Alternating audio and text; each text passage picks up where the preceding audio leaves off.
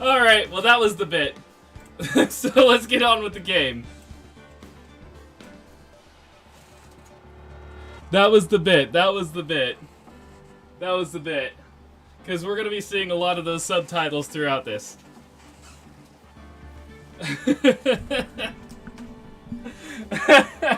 Got you! Alright. So yeah, we're starting a new game. And, oh,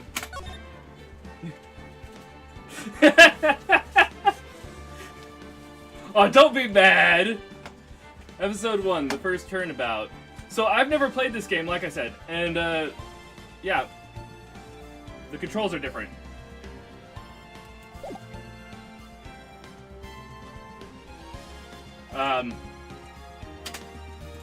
Anyways, I'm assuming, okay.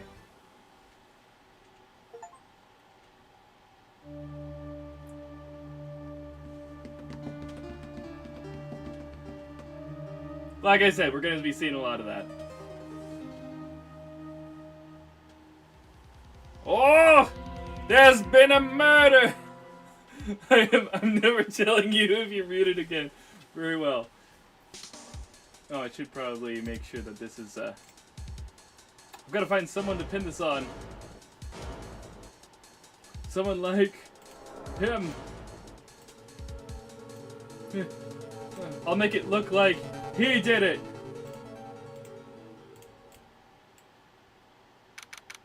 August 3rd, 9:47 a.m. District Court. Defendant Lobby number 2. There. You voice act. Boy, am I nervous.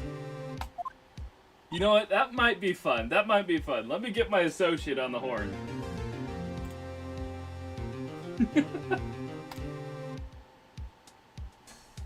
Alright. Johnny John, go to Lobby Live. You can join me for this fun. Right!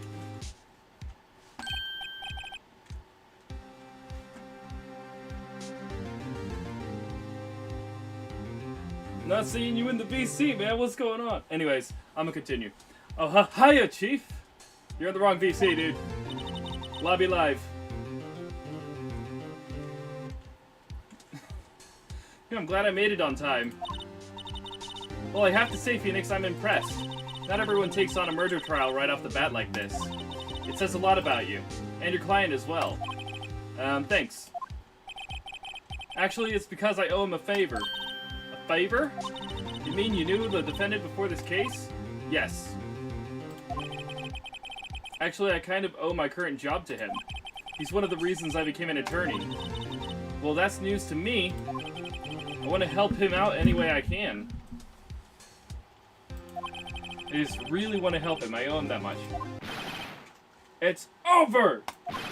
My life! Everything! It's all over! You know, instead of guessing, Johnny Judd, you could just see which one I'm in by my profile icon. Is that your client screaming over there? Yeah, it's him. Death! Despair! Oh! I'm gonna do it! I'm gonna die! It sounds like he wants to die. Yeah. Nick! Hey there, Larry. Dude, I'm so guilty. Tell them I'm guilty. Give me the death sentence. I ain't afraid to die. What? What's wrong, Larry? Oh, it's all over. I'm finished. I can't live in a world without her. I can't. Who took her away from me, Nick? Who did this? Oh, Nick, you gotta tell me. The person responsible for your girlfriend's death? The newspapers say it was you. My name is Phoenix Wright. Here's the story. My first case is a fairly simple one. A young woman was killed in her apartment. The guy they arrested was the unlucky sap dating her. Larry Butts. Butts. My best friend since grade school. Our school had a saying, When something smells, it's usually the butt. Oh my god. In the 20th, I'm starting to get why this was such a popular game. Actually, I think I'm gonna go this solo. In the 23 years I've known him, it's usually been true. He has a knack for getting himself in trouble. One thing I can say, though, it's usually not his fault. He just has terrible luck. But I do know better than anyone that he's a good guy at heart. And I owe him one, which is why I took the case to clear his name. And that's just what I'm gonna do. Objection! I'm gonna do it. August 3rd, 10 a.m., District Court, Courtroom number 2.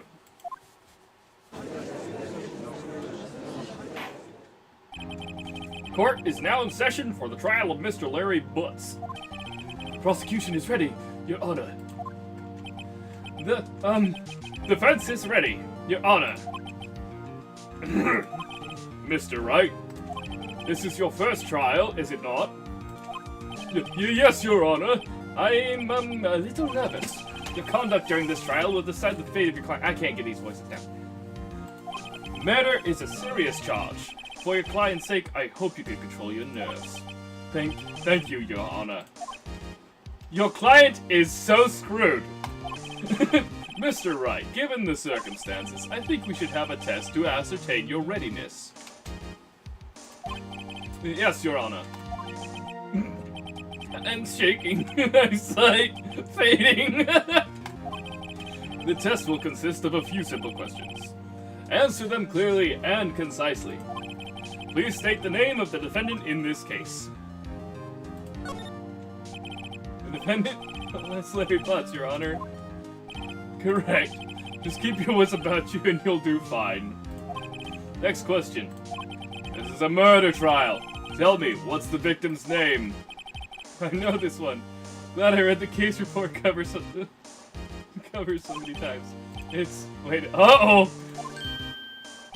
No, way, I forgot! I'm drawing a total blank here! Phoenix, are you absolutely sure you're up to this? You don't even know the victim's name? Oh, the victim, of course! I know the victim's name. Oh, I just forgot. Temporarily. I think I feel a migraine coming on. Look, the victim's name is listed in the court record. Just press tab to check it at any time, okay? Alright, let's check the autopsy report and profiles. We've got Cindy Stone, age 22, the victim in this case, a model. She lived in an apartment by herself. The prosecutor for this case lacks presence, generally bad at getting his points across. Alright. So, gotcha. Evidence. Attorney's badge. No one would believe I was a defense attorney if I didn't carry this. I have no evidence. Oh, backspace. Remember to check it often. Do it for me, please. I'm begging you. Mr. Wright, who is the victim in this case? Cindy Stone! Correct. Now tell me what was the cause of death. Now, here's the funny part of this.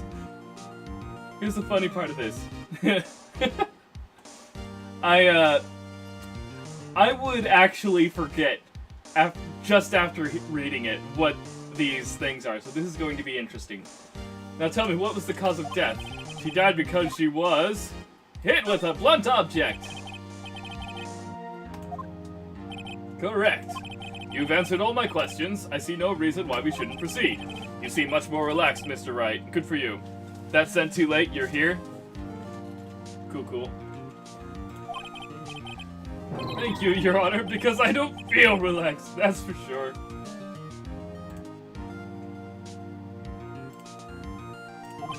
Well then. First, a question for the prosecution. Mr. Payne? Yes, Your Honor. As Mr. Wright just told us, the victim was struck with a blunt object. Would you explain to the court just what that object was? The murder weapon was the statue of the thinker. It was found lying on the floor next to the victim. I see. Court accepts it into evidence. A statue in the shape of a thinker. It's rather heavy. Statue added to the court record. Right. Be sure to pay attention to any evidence added during the trial. That evidence is the only ammunition you have in court. Use tab to check the court record frequently. Ah! Mr. Payne, the prosecution may call its first witness. Prosecution calls the defendant, Mr. Butts, to the stand. Chief, what do I do now? Pay attention, you don't want to miss any information that might help your client's case. You'll get your chance to respond to the prosecution later, so be ready. Let's just hope he doesn't say anything unfortunate.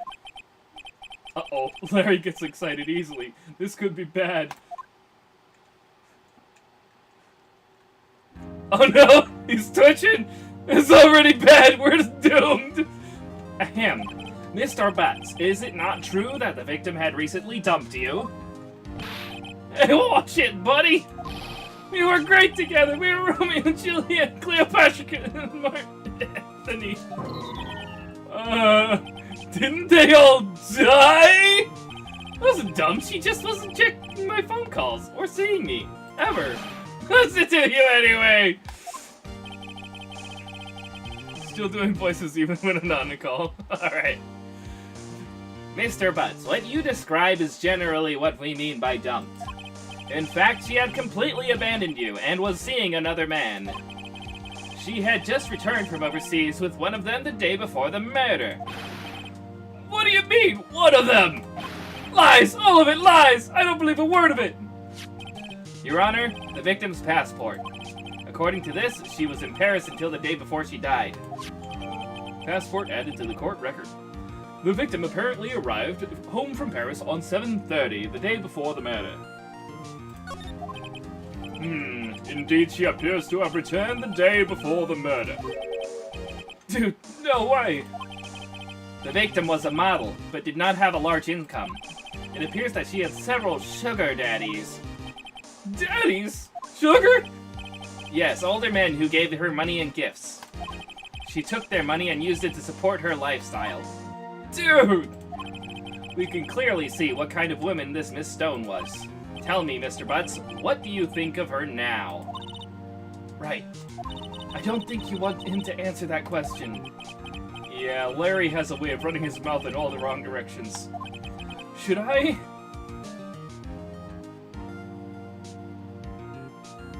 Alright! I'm gonna stop it from answering! My client had no idea the victim was seeing other men. That question is irrelevant to this case. Ha! Dude, Nick, what do you mean irrelevant? That cheating she-dog. I'm gonna die! I'm just gonna drop dead! And when I meet her in the afterlife, I'm going to get to the bottom of this. Let's continue with the trial, shall we? I believe the accused motive is clear to everyone. Wait. Yes, quite. Oh boy, this is so not looking good. Next question. You went to the victim's apartment on the day of the murder, did you not? Well, did you or did you not? Well, maybe I did and maybe I didn't. Uh-oh, he went. What do I do?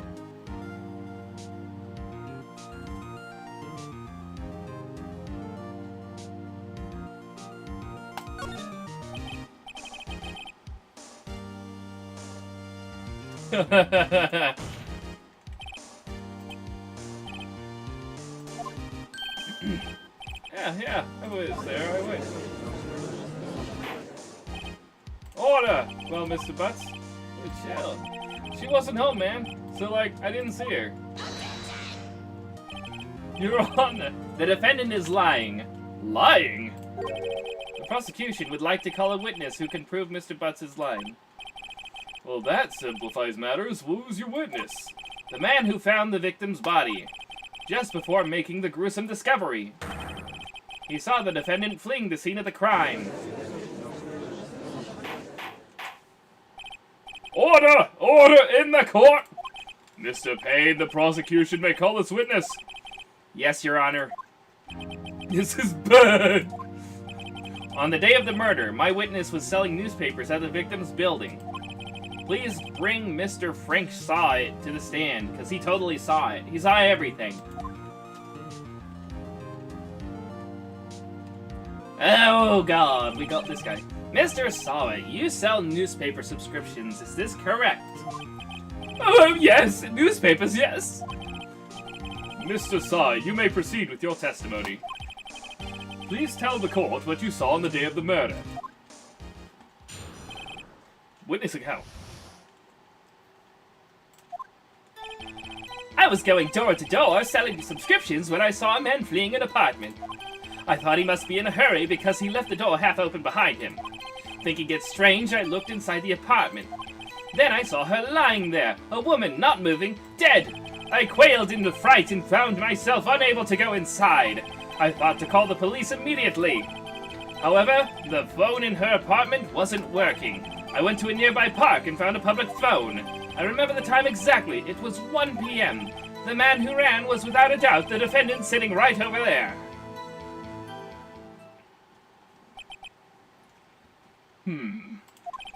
Larry, why didn't you tell the truth? I can't defend you against a testimony like that. Incidentally, why wasn't the phone in the victim's apartment working? Your Honor, at the time of the murder, there was a blackout in the building. Aren't phones supposed to work during a blackout? Yes, Your Honor. However, some cordless phones do not function normally. The phone that Mr. Saw It used was one of those. Your Honor, I have a record of the blackout for your perusal. Electricity to Miss Stone's building was out from noon to 6 p.m. on the day of the crime. I'm looking at the evidence. I need to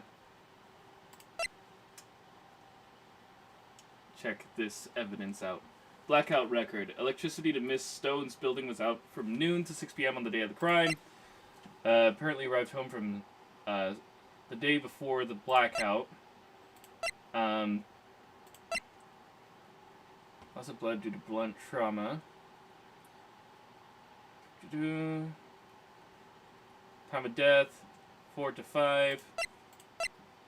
I would like to hear of the witness account. Man, this is bad. Mr. Wright. Yes, yes, Your Honor. You may begin your cross-examination. Cross-examination, Your Honor? Alright, right, this is it, the real deal.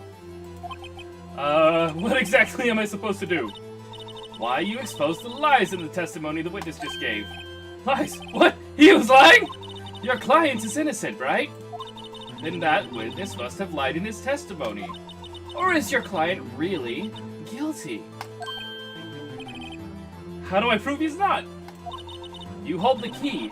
It's in the evidence. Compare the witness testimony to the evidence at hand. There's bound to be a contradiction in there. First, find contradictions between the court record and the witness testimony.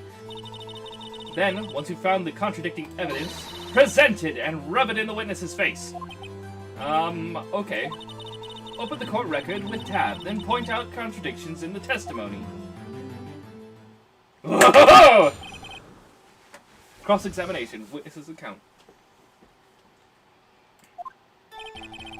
I was going door to door selling subscriptions when I saw a man fleeing an apartment.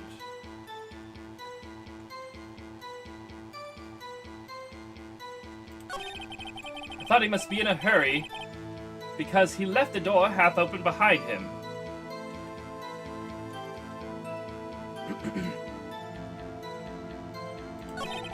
Thinking it strange, I looked inside the apartment. Then I saw her lying there, a woman, not moving, dead. If he had just fled the apartment... I quailed in fright and found myself unable to go inside.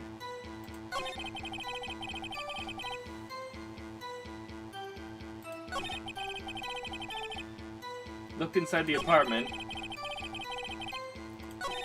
Didn't go in.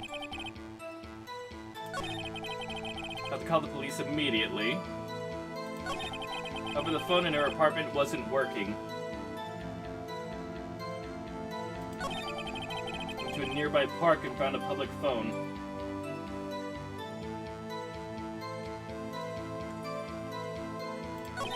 Remember the time exactly, it was 1 p.m. Alright, how's the audio, by the way? If he saw her lying there, he would have saw the statue.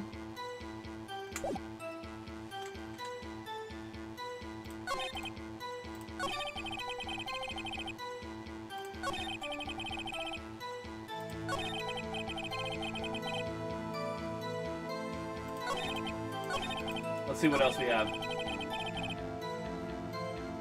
Oh, I can press for questions on this. I think that's what it is. Maybe.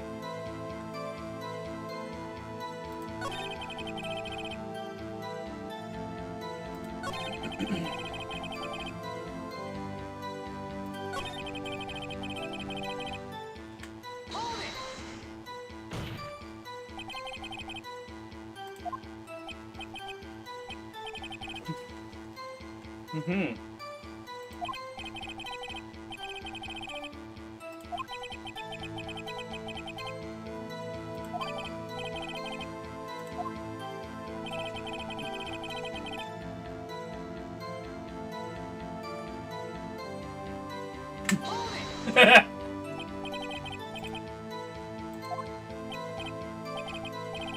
Oh!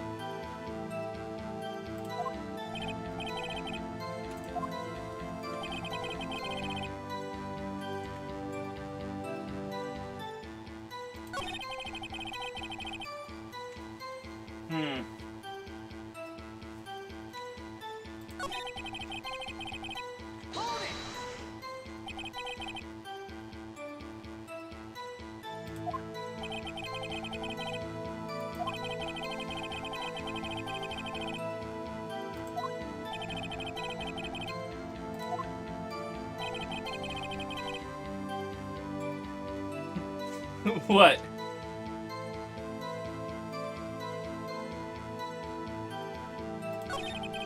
Wait a minute, how did he know the time if he didn't have a phone? Like...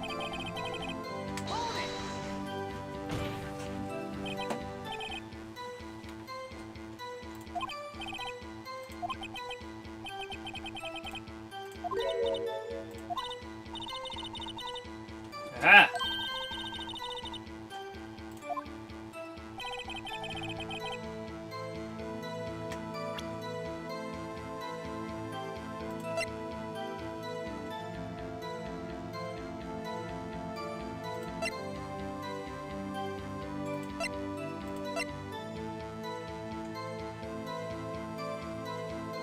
Aha!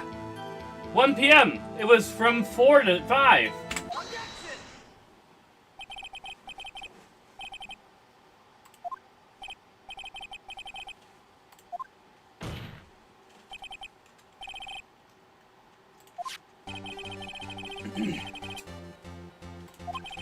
Oh, I should probably read. The autopsy notes the time of death at sometime after 4 p.m. There was nobody to, no body to find at 1 p.m. How do you explain this 3-hour gap? Oh, that! This is trivial! The witness merely forgot the time! After his testimony, I find that hard to believe. Mr. Saw It, why were you so certain that you found the body at 1 p.m.? Gee, that's a really good question. Great job, right? Way to put him on the spot. You didn't read half the lines he said? Listen, I read the lines, but I didn't read them aloud, so I apologize, I'm continuing. I'm not used to playing one of these kind of games. Great job, right? Way to put him on the spot. That's all you have to do. Point out contradictions. Lies always beget more lies. See through one, and their whole story falls apart. Well, first case is good. Wait, I remember now. Would you care to give your testimony again?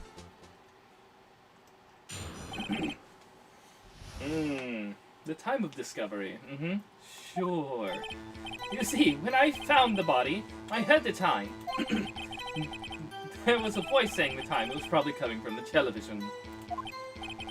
But it's 3 hours off, wasn't it? I guess the victim must have been watching a video of the tape program. That's why I thought it was 1 p.m.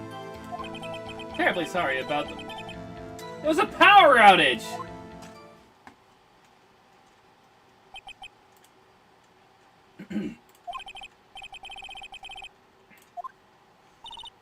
Right, wait, you know what to do! Sorry, I forgot. I've got this one. Cross-examination, the time of discovery. You see, when I heard the time, there was a voice saying it was probably coming from the television.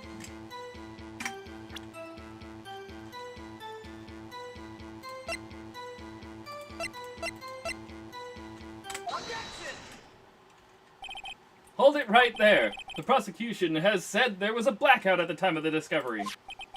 And this record proves it.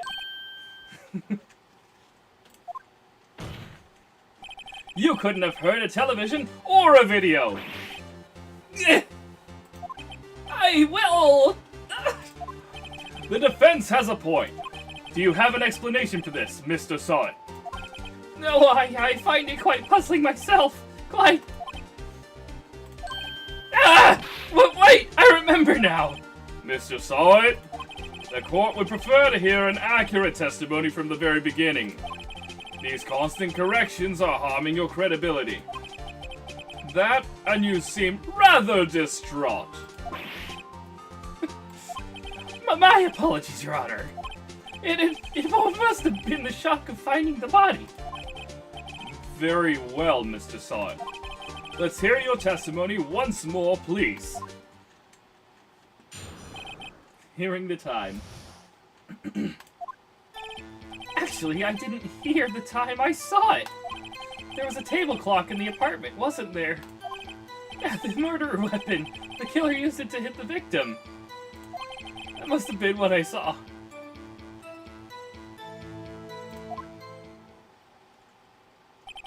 You saw a clock. I guess that would explain it. The defense may cross-examine the witness. Gladly.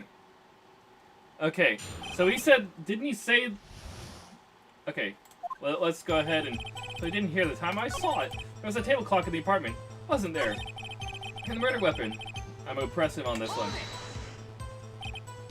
Murder weapon. Yes, the table clock that was used as a weapon. That's what I just said. Did you doze off in the middle of my testimony or something? Something's fishy here. Oh.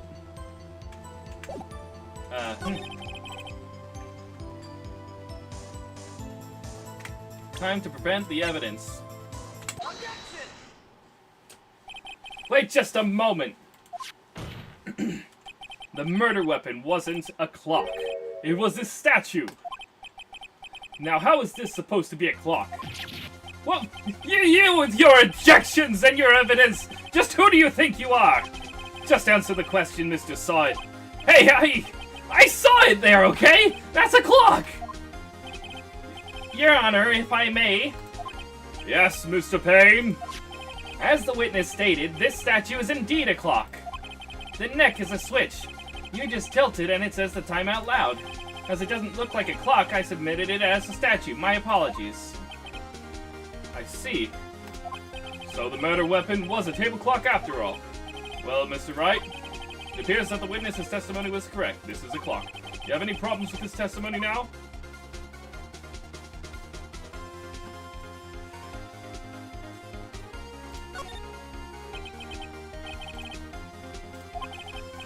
He could have known the weapon was a clock is to hold it in his hand. If the witness testified that he never entered the apartment. Clearly a contradiction. Indeed. The witness knew it was a clock because he went into that apartment. You were inside the apartment on the day of the murder. Oh yeah, prove it! Prove I went in there! But better than that, I can prove you were the one who killed her. You struck her with the clock, and the shock of the blow triggered the clock's voice. That was the sound you heard. Put you in law school. Order in the court! Intriguing. Please continue, Mr. Wright. Yes, Your Honor. Mr. Saw It. The sound must have left quite an impression on you. Understandable, since the murder weapon spoke just as you hit the victim. That voice was burned into your mind. That's why you were so certain about the time. What's the meaning of this? This is all baseless conjecture. Baseless? Just look at the witness's face. Would the witness care to elaborate? Did you strike the victim with the clock? That day, I never.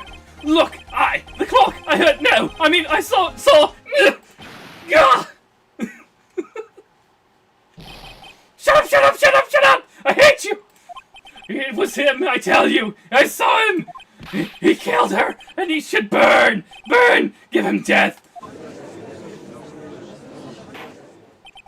Order in the court, I say!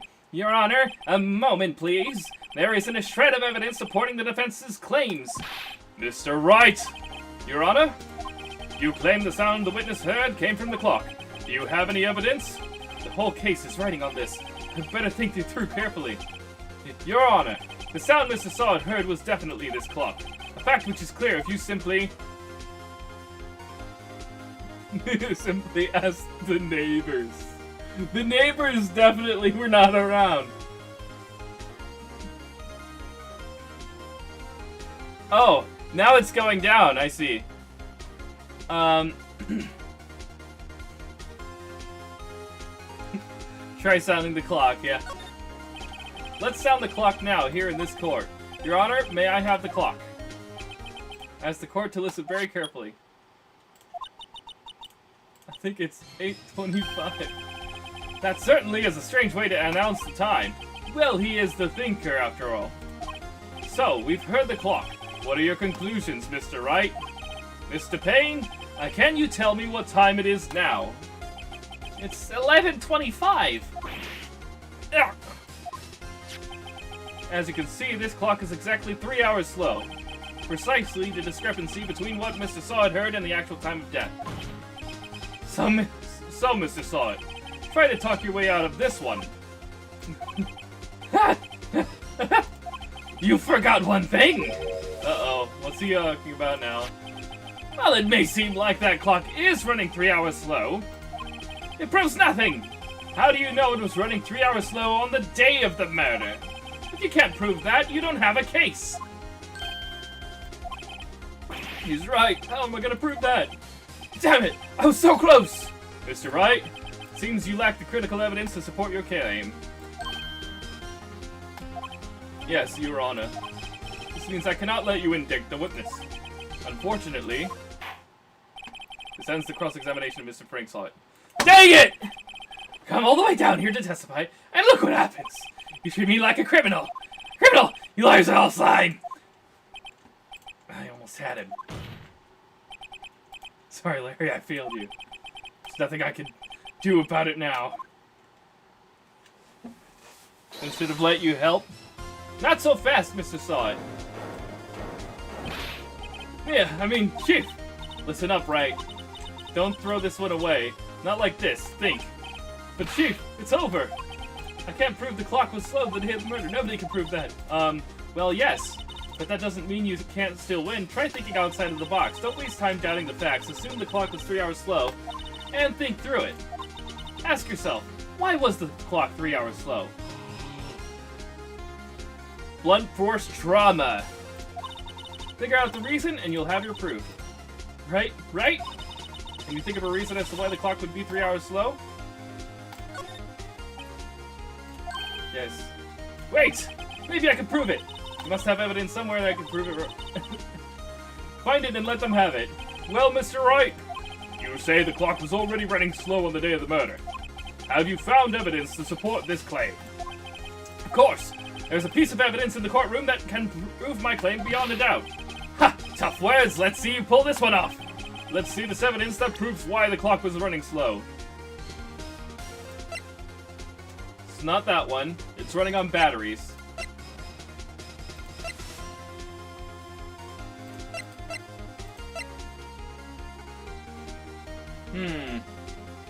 Aha! The victim had just returned home from abroad the day before the murder. As we all know, the time difference between here and Paris is 9 hours. When it's 4 p.m. here, it's 1 a.m. the next day there. The clock wasn't 3 hours slow, it was 9 hours fast. The victim hadn't reset her clock since returning home. That's why the time you heard when they struck her dead in her apartment was wrong. Proof enough for you. Mr. Saw it? Or should I say, Mr. Did it? Well...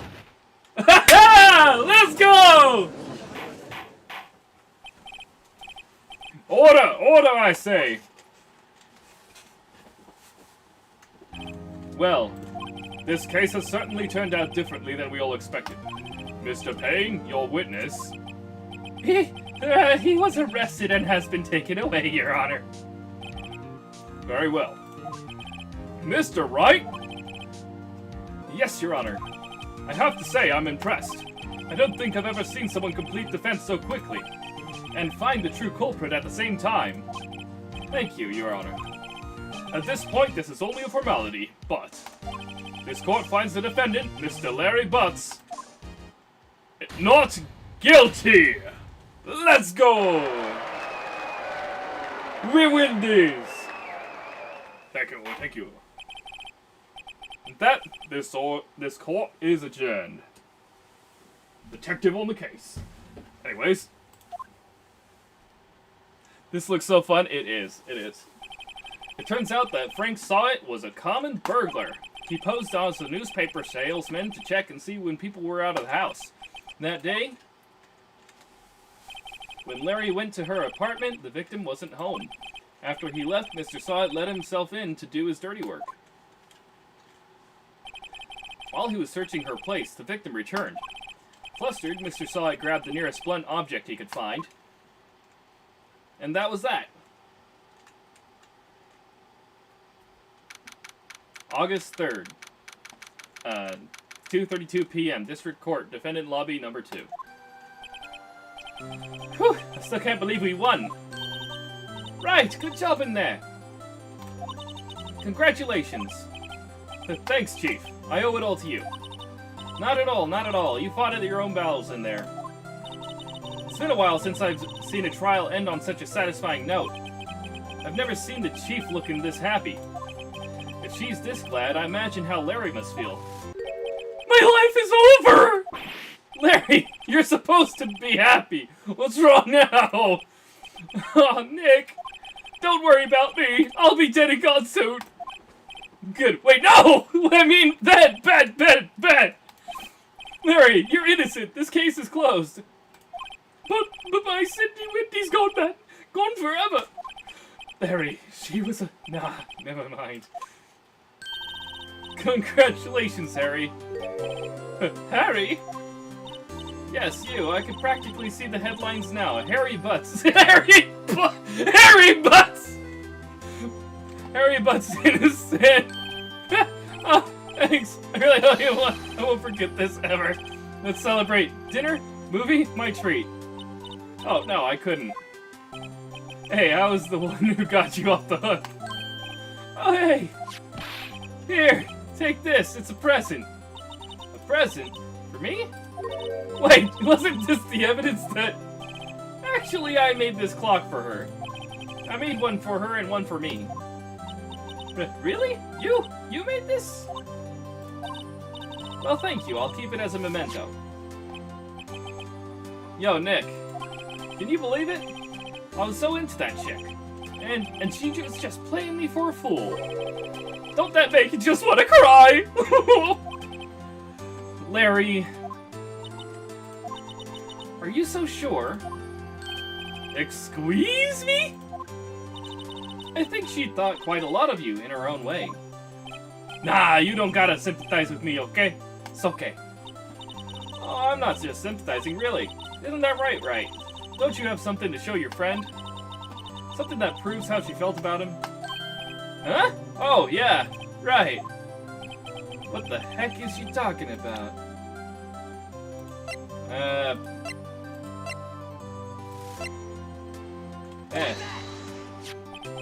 Check this out, Larry. Proof positive you weren't just some chump to her. Huh? What about that clock? This is the clock you made for her, Larry. And she took it with her when she traveled. Whatever, she probably just needed a clock, that's all. You think so? It's a pretty heavy clock to take traveling. I'll make of it what you will. Hey, Nick. I'm glad I asked you to be my lawyer. Really, I am. Thanks. Hope that made him feel a little better. Right? I hope you see the importance of evidence now. Also, hopefully you realize things change depending on how you look at them. People, too. We never really know if our clients are guilty or innocent. All we can do is believe in them. And in order to believe in them, you have to believe in yourself. Right? Listen, learn, grow strong. Never let go of what you believe in. Never. Well, I think our work here is done. Shall we be off? Yeah, I guess so. Say, how about dinner on me? We'll drink a toast to innocent butts. Yeah! Oh, speaking of Harry, you were saying part of why you became a lawyer was because of him. Yeah, part at least. You'll have to tell me more about it sometime. Maybe over drinks? And so my first trial came to a close. Larry slapped me on the back and said, "Gee, Nick, it's good to have friends. But I'm pretty sure he's not going to pay us, unless you count the clock he gave Mia." I didn't know it then, but that clock was soon going to be at the center of another incident. And my promise to tell the chief about me and Larry would be one promise that I wouldn't be able to keep. The end. Next act, can you voice act, pretty please? A brand new episode has been added. Alright, I'll let you voice act, but you have to figure out how to get into the VC.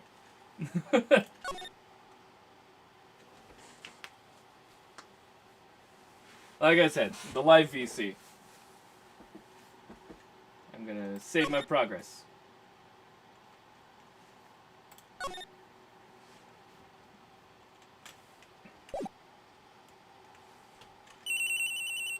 Dude, it's literally in the Discord. Hello? This is Maya. Hey Maya, it's me. Mia! What's up? You haven't called in a while. Sorry, I've been so busy. How have you been? Well, lonely, and it's all your fault. Nah, I'm just teasing. I've been great. I'm finally getting used to having my own place. That's good to hear. Actually, I'm calling because I have a favor to ask. I know. You want me to hold evidence for you? Sharp as always. Let me just check the settings on that, because...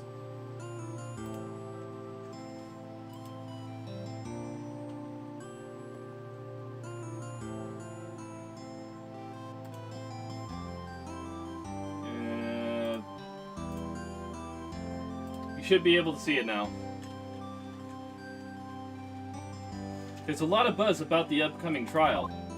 I just don't feel safe keeping the evidence here. I gotcha, so what is it this time? Some voice actor. I don't know how you are coming across on Discord.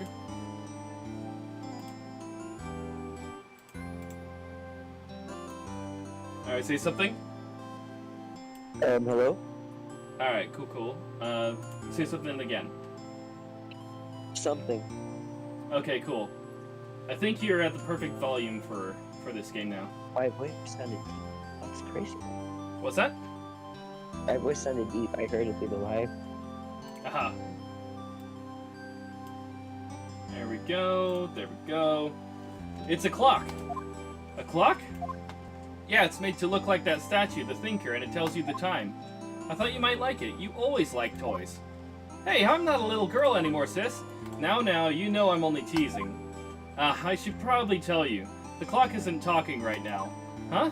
It's not working? That's lame. I had to take the clockwork out, sorry. I put some papers inside it instead. Papers? Is that the evidence then? Well, there's a possibility that it might turn out that way, yes.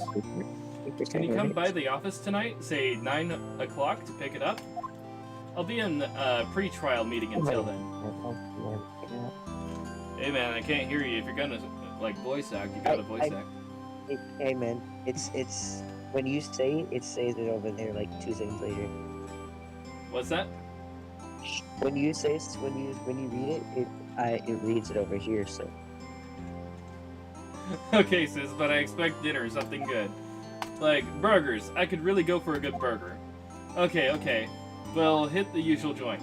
All right, it's a deal. Okay, sis. See you soon. Yep. I'll be waiting, Maya. That was hard on the ears. That should not have been in the game.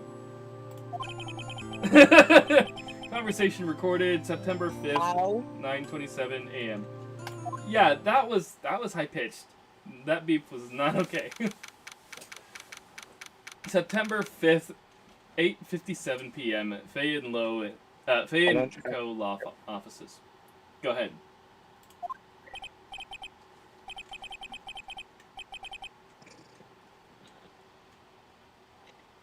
now, mistake. I'll take what's mine. The papers.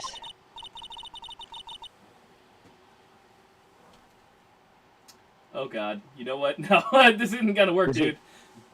This ain't gonna work. That's too much of a delay. I can't. Anyways.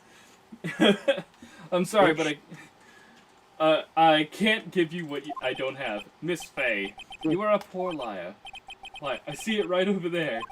That must be the thinker that swallowed those papers. Alright, as soon as you start, I'm gonna click. How could you know?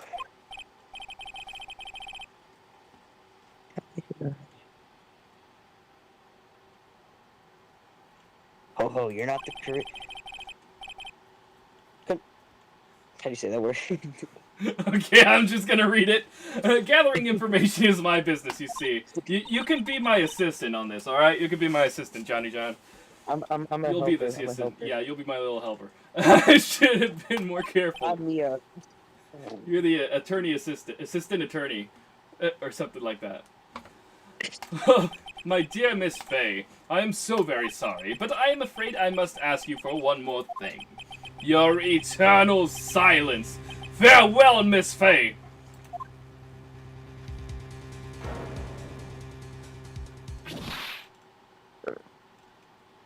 Oh. Why is it always the pink suits? Red, white, blue.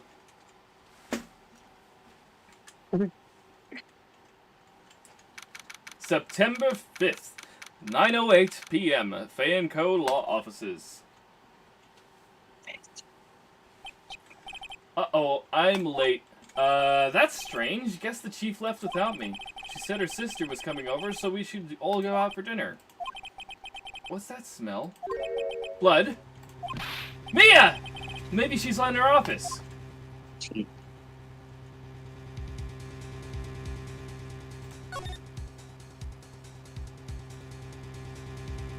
I say examine.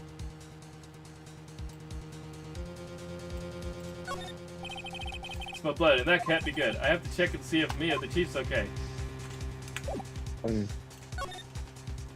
Check the couch, That smell. Blood. That wasn't Someone's there. Chief! Chief! Chief!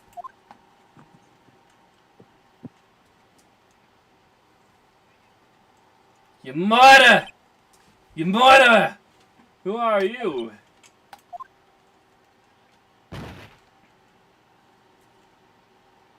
Drop on the ground, that's what she is. Strange girl dropped out cold. I left her lying on the office sofa. I went back to the chief where she lay under the window. Shock, huh? Her body was still warm. I could feel it when I held her shoulder. Then, all too quickly, it began to fade. Until finally, she was cold. Her body was still warm. Chief.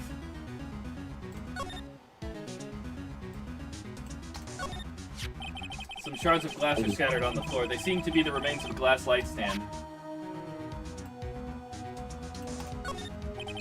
clues here. What do you mean? That sign of a struggle!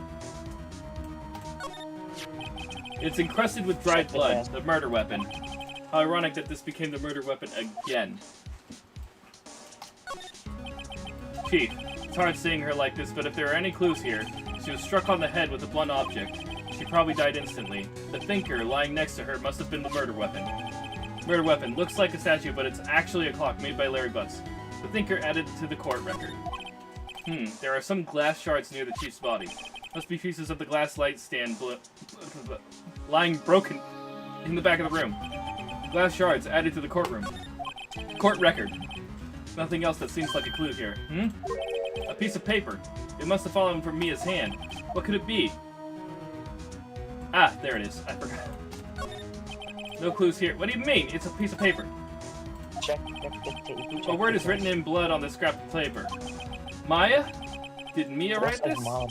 This piece of paper is a receipt from a department store dated yesterday.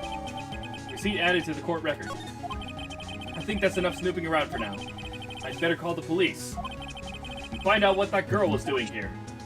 The murderer. I'm totally biased right now. Anyways. They never Hello. check the desk. Chief's chair. A simple, functional design feels pretty good to sit in, too. Okay. Let's see. Anything else? The desk. Why is...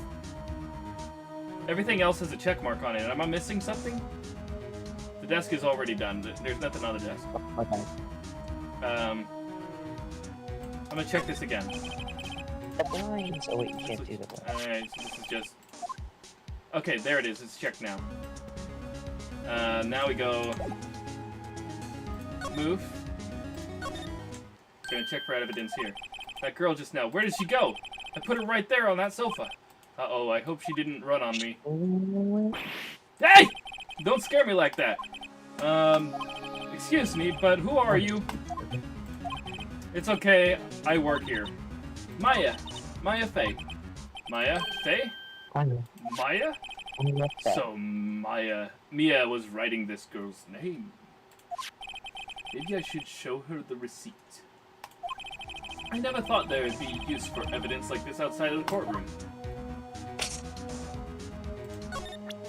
It's like you're the detective, but you're also the law attorney. I got the detective hat on. Before Mia died, she wrote a message with her own blood. She wrote it on the back of this receipt. But that's my name! But why? Why would she write my name? Please, just calm down. Why would she write? Why would sis write my name? Uh-oh, now I've done it. Better hurry up and call the police.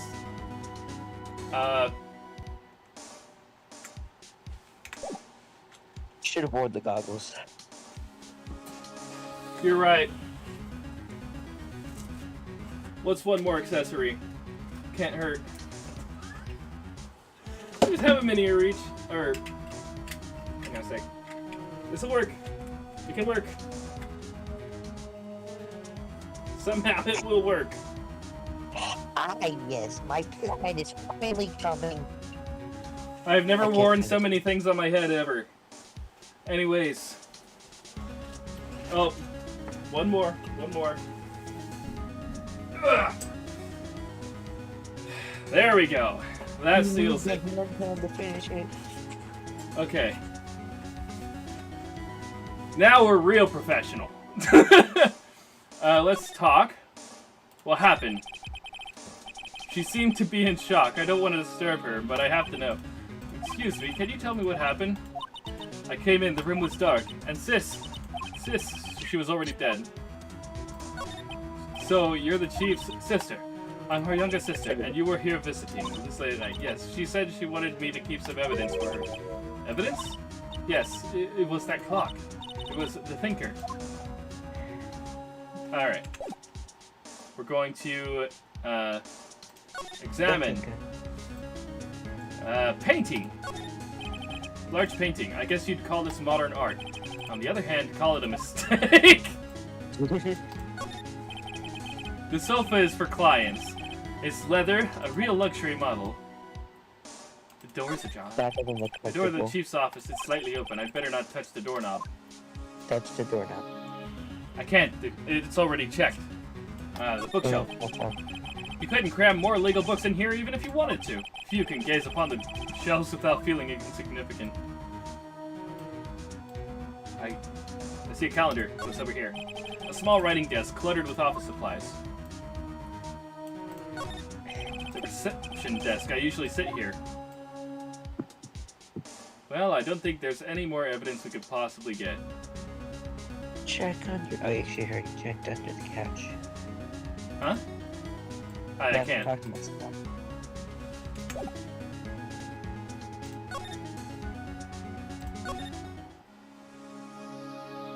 Oh, it is found out. Okay. Oh, hello. Check under the phone. The Fay & Co. ledger book. Everything is written in the chief's ultra neat handwriting. I didn't know you could slide. This is a small office, but it makes good money. Anyways, what were you saying? Check under the phone. No, that would just... There's nothing out of there. Computer. Surprisingly, the chief was never good with machines. About all she used this PC for was an email. She picked up this ancient model at some garage sale for practically nothing. I saw an ancient model that was back in 1985 when my dad was a child. All the chief's important documents are packed in here. This is where she filed her case records and recent rulings. The floppy disks. I remember those. Alright. Right, I'd better call the police! That's funny. Check A few of the the screws on the phone. receiver are missing. Looks like someone was halfway through taking it apart before someone stumbled in! Police! Please, come quick! What was that? Someone screaming from outside the window? She's staring right at me. She's holding a phone in her hand.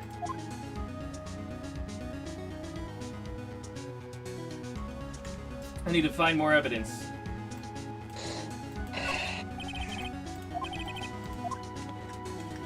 Alright.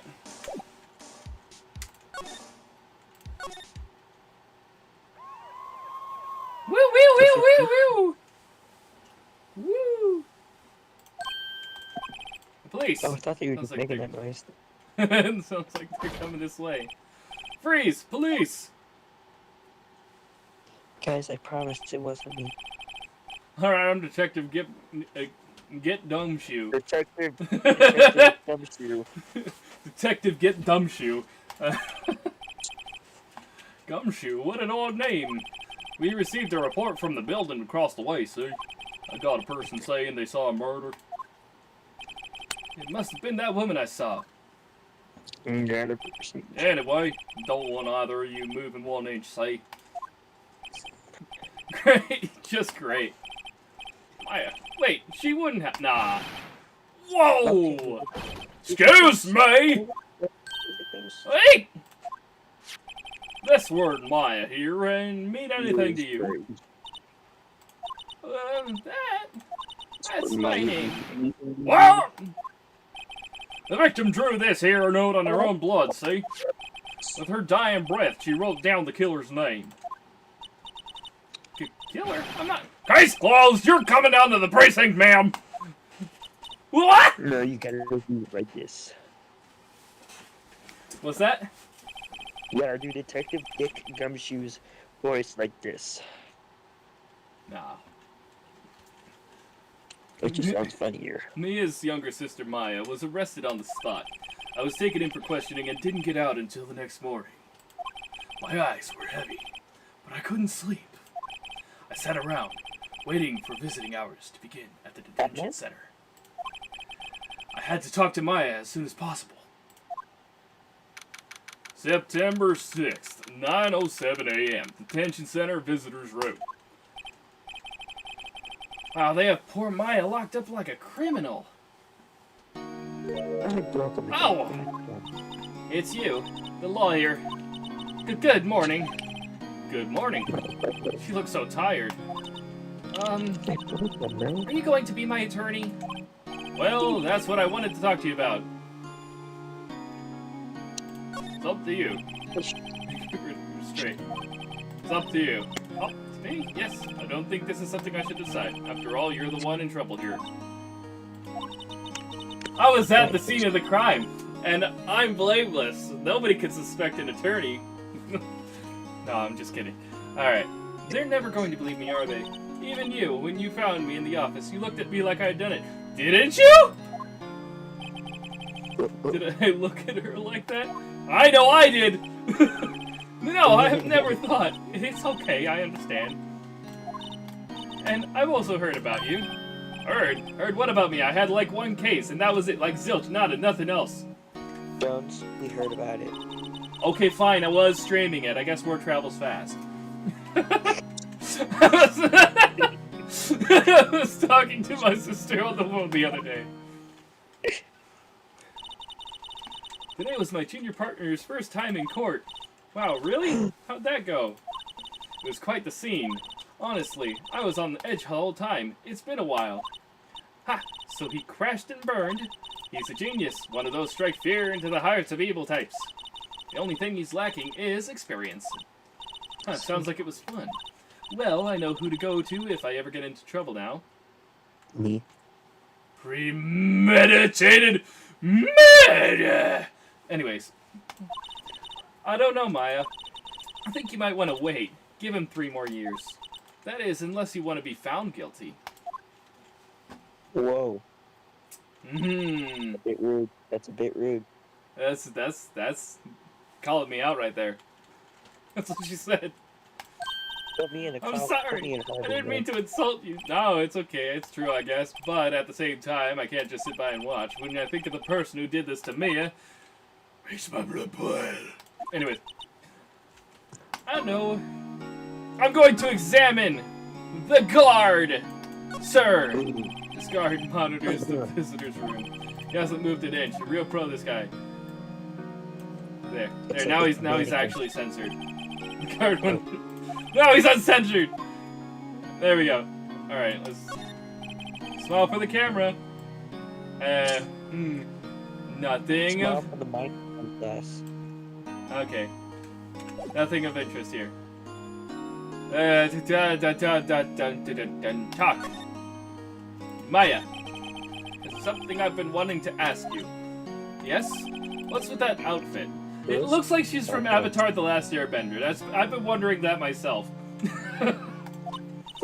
Oh, this? This is what all acolytes wear. It's my uniform, you could say. Acolytes? Like people in religious training? What is it you do? Oh, it's nothing strange, really. I'm a spirit medium. In training. She's trying to practice with her sister! Anyways, spirit medium. Could you tell me about the day of the murder? Yes! Let's see. The morning, I got a call from my sister. She wanted me to hold on to a piece of evidence for an upcoming trial.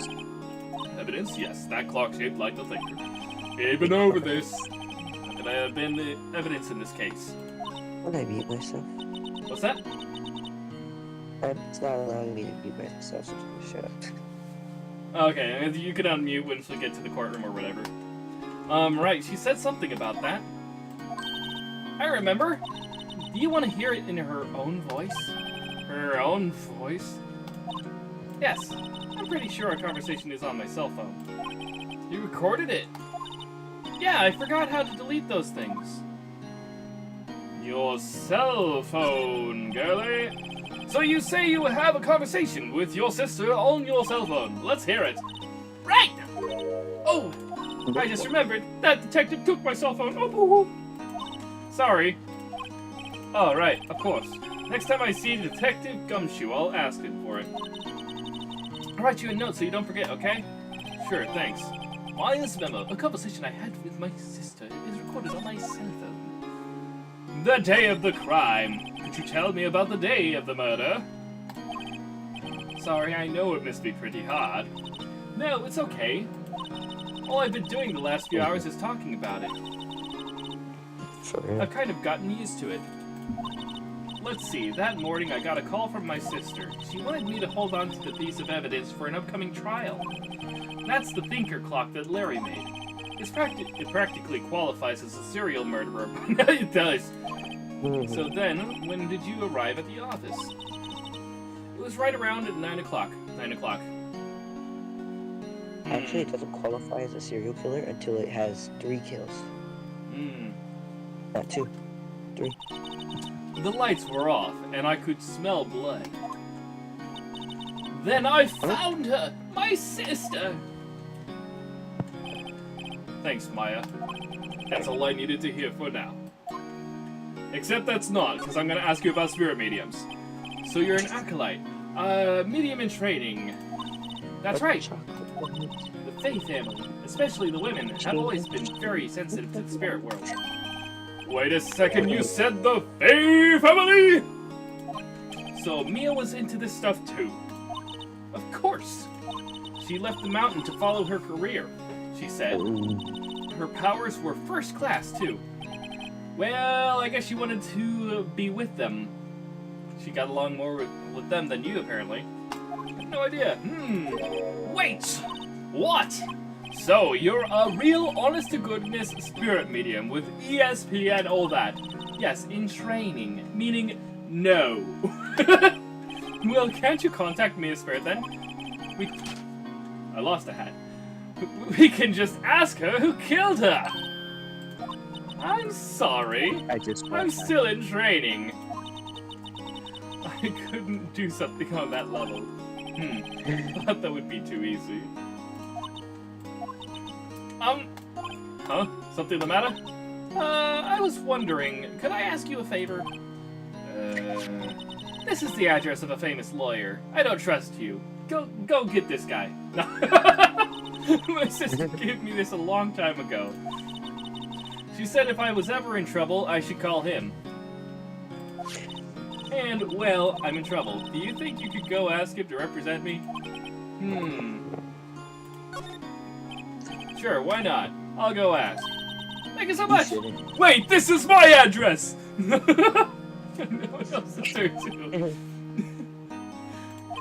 Say, what about your parents? I see. Don't worry, leave it to me. Thank you. The trial's tomorrow at 10. What? Tomorrow? Tomorrow. What if this guy refuses? He told me that if I don't find one, the state will pick an attorney to defend me. When will that happen? They're giving me until 4 o'clock this afternoon. And visiting hours are almost up. I better hurry. Right, I'll be back. Oof. Oh, I see. I gotta go here first. September 6th, Fae & Co. Law Offices. The office is filled with police officers. They're all busily searching for clues. Hey, you there! This is a crime scene, pal. No trespassing. Oh, sorry. Don't I know you from somewhere? Wait, you're that Butts guy, aren't you? No, Phoenix Wright. How can anyone mistake me for Larry? What's that, Johnny John? You're doing it all wrong, I'd like to put this. Oh, yeah. I guess I got the wrong name, Mr. Wright. Sorry about that. I can't get this voices right for the life of me. That Butts guy, he was a killer, and you're no killer, right? He was proven innocent. Right. And you were... Detective Suede Shoes? Oh, you got those Detective Gum Suede Shoes? Gumtree. Well, the gumshoe, wasn't it? The Dick Gumshoe? Right!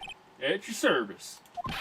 Hey girl, how's Detective Gumshoe to you, pal? Anyway, get the name right.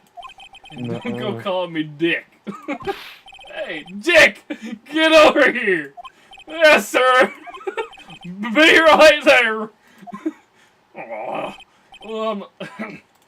You're her lawyer, right, pal? If you got business here, you better do it quick. He thinks I'm my lawyer. Examine! I will look at this luscious tree. Is it healthy? Mia's favorite potted plant. I remember it had this bizarre name. No one could ever remember. Codlin Stricter, pal. Who was that? Who was that?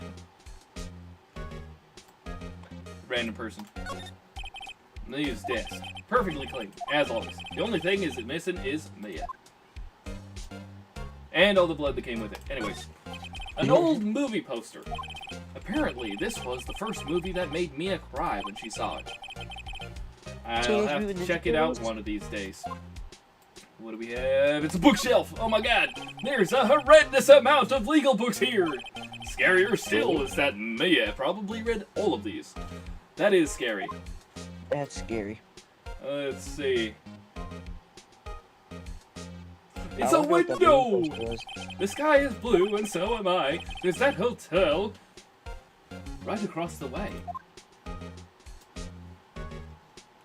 Well, I think that's all the evidence we get in this room. Going back. Hey, what are you doing here? Wait a minute. I need to talk to you about Mia. About Miss Faye. Did you do an autopsy? You want to know about the results, huh? Autopsy. Now don't you look at me like that, pal. It's no use. She might have been your boss, but that doesn't mean you get any special treatment. Alright, you can see the report, but that's all. Time of death, 9/5 at 9 p.m. Cause, single blunt force trauma. Death was instantaneous. Maya. About Maya. Yeah, I'm looking forward to the trial. Sorry, pal, but this is the one trial you aren't gonna win. Why do you say that? I just put Prosecutor Edgeworth on the prosecution. Edgeworth? I'm sure you know what that means. You being a lawyer and all. Prosecutor Edgeworth? That's right, pal. Mr. Miles Edgeworth himself. Wait, you do know him, don't you? Edgeworth. Oh, you do know him, don't you? Of course not! Never heard of him. Whoa, and you call yourself a lawyer, pal? About 4 years ago, this Edgeworth guy became a prosecutor at the age of 20. Everyone says he's a genius. Surprised you don't know him. Of course I know him. I was just playing dumb. It's a second thing. He's a cold, heartless machine who'll do anything to get a guilty verdict. There are rumors of back alley deals and forged evidence. All I know for sure is that Edgeworth hates crime with an almost abnormal passion. Never imagined I'd be facing him so soon. For real. Alright. Present the evidence! No, I think I'm gonna save this. I'm gonna save this for my own personal stash. I'm gonna move. See you later. We're gonna move. Okay, we're not moving. Hi, I'm talking with you. I'm not talking with you. What am I missing? We're going somewhere. Move. Aha. Uh-huh. Aha.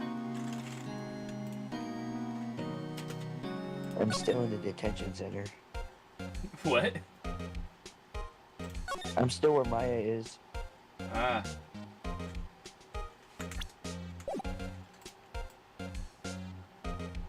Alright, we're not at Maya's place anymore.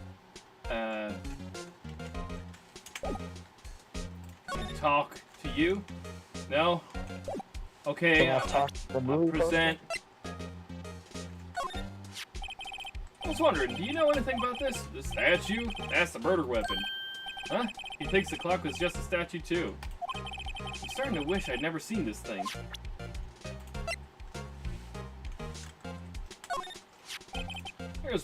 There was broken glass at the crime scene, right? How that? Seems like a glass stand next to the victim fell over. Glass shards were pieces of the broken stand. Let's trigger this guy. There was a piece of paper next to the victim, wasn't there? Yeah, the one with the killer's name written on it. Are you sure that Mia wrote it herself? Given the contradiction of the writing, it's hard to say if it's her handwriting or not. It's her blood writing. There's no proof that Mia wrote it. I was wondering, did you see Maya Faye's cell phone? Oh, that! I have that. You think you could give it back? Sure, I mean, wait a second, pal! Tricky lawyer! Oh, he's on to me. I'm not so straight. You know, we don't have to play hardball with this guy. Okay, I can't be straight with this guy, but what should I tell him? Oh, the matter? Oh no, I'm carrying strap on the cell phone. This? It says the Steel Samurai, warrior of Neo Tokyo. Steel Samurai, that action hero on TV? Yeah, you see that strap is a collector's item. She was worried it might get lost if it went down to the precinct. That what she's saying? Yes. Okay, pal. I wrote down all the numbers she called anyway. Here you go. Seems you didn't notice the recorded conversation. He is a gumshoe! Anyways. Maya's cell phone received from Detective Gumshoe. We get to know the evidence in this one. Check the court record to hear the recorded conversation. I guess I have asked all the questions I need to. You all done, pal? Yeah, thank you. I'll be heading out now. Oh, wait! One more thing I wanted to mention to you. I don't suppose you're planning on talking to that witness. Anyway, you better not. No influencing the witness with your lawyerly ways, pal. Come to think of it, I had completely forgotten about her. The witness? Yeah, Miss April May. Don't forget about June, July, and August. Cousins that never see each other. I can't tell you anything about her. Well, you just told me her name. Miss May, huh? So you sent her home already then? You're trying your lawyerly tricks on me now. She's not to go outside her room until the trial. So she's still in the hotel across the way. So she's a Guess I should know better than to try to get a detective to leak information. You got that right, pal. Time to pay a visit to Miss May.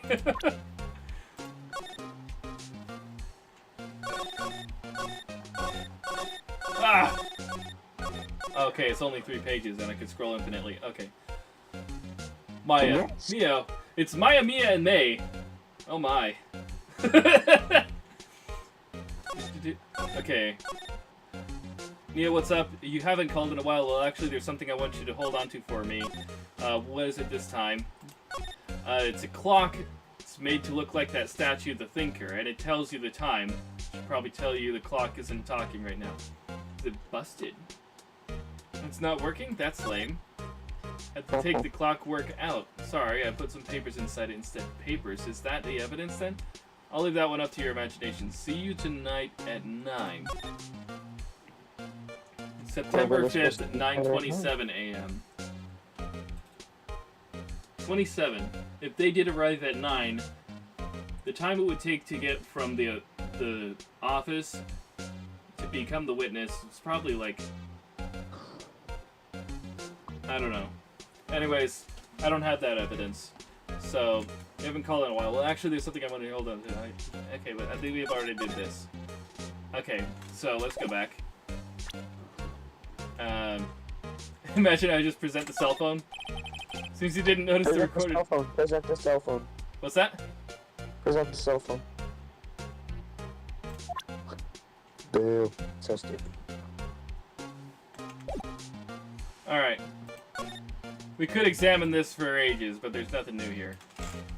I'm gonna move, finally, to the detention center, I guess. The only other place we can go. The Gatewater Hotel? I mean, the detention center is the only place we can go right now.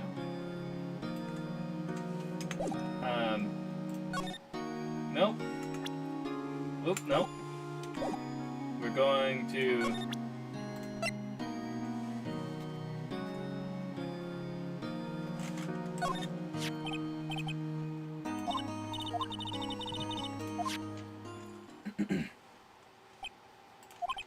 Maya's eyes closed. She listened to every word with such intensity. Before long, tears began to roll down her cheeks. I'm not laughing. Thank you. Now I show you this evidence! That receipt? The one with the name on it? Ready? My sheet. Absolutely not. You can trust me. I don't trust anyone.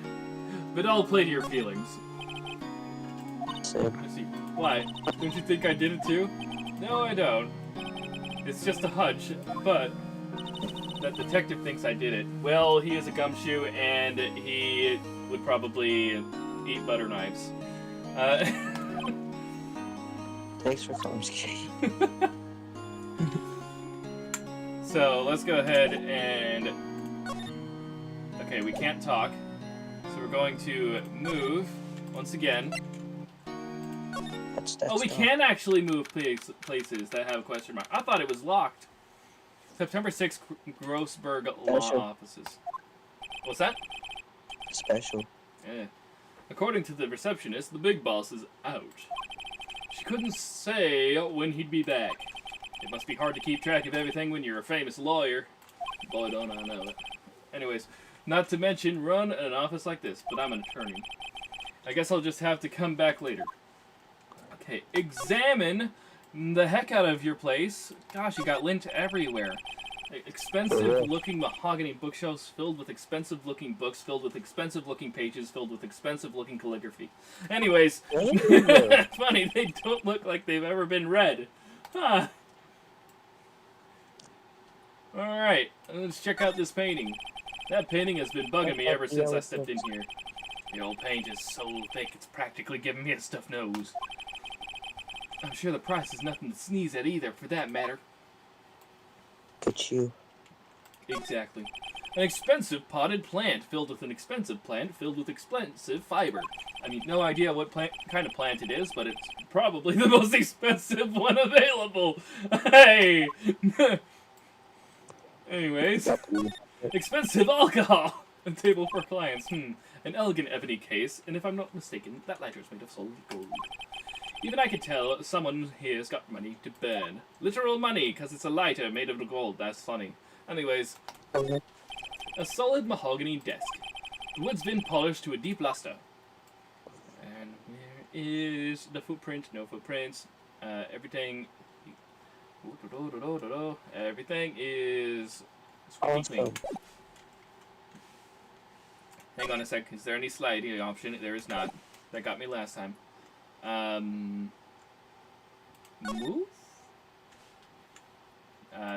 Yes. Gatewater Hotel. Time to investigate the witness. Gatewater Hotel, room 303, September 6th. Well, hello there, handsome. Hi, smooth, right? Real smooth. You're the lawyer, aren't you? The detective told me. He said, don't say nothing to that lawyer, pal. Memo to self. Thank Detective Gumshoe for making my job harder. Gee, this is all like something out of a movie. It's all so exciting I can hardly contain myself. Oh, let me go freshen up so I can look the part of the beautiful eyewitness. I pity the lawyer that has to cross-examine this month. Wait, that's me, ain't it? Anyways. The wine with the late summer sunlight streams through the window. There's the Fay & Co. Law Offices building, of course. You can see the inside of the room pretty clearly from here. I think it would be a little difficult to recognize a face from this distance, though. Yes, it probably would. The drawer. There's a screwdriver stuck in this drawer. I wonder what's inside. Let's take a look. Hey! What are you doing? No touching. Oh, bad boy. You really shouldn't pry around in other people's rooms now. Did she say bad boy? She did. You wouldn't want to make me upset, would you? Upset? I thought she was going to explode for a second there. I wonder what could be inside the drawer. That screwdriver.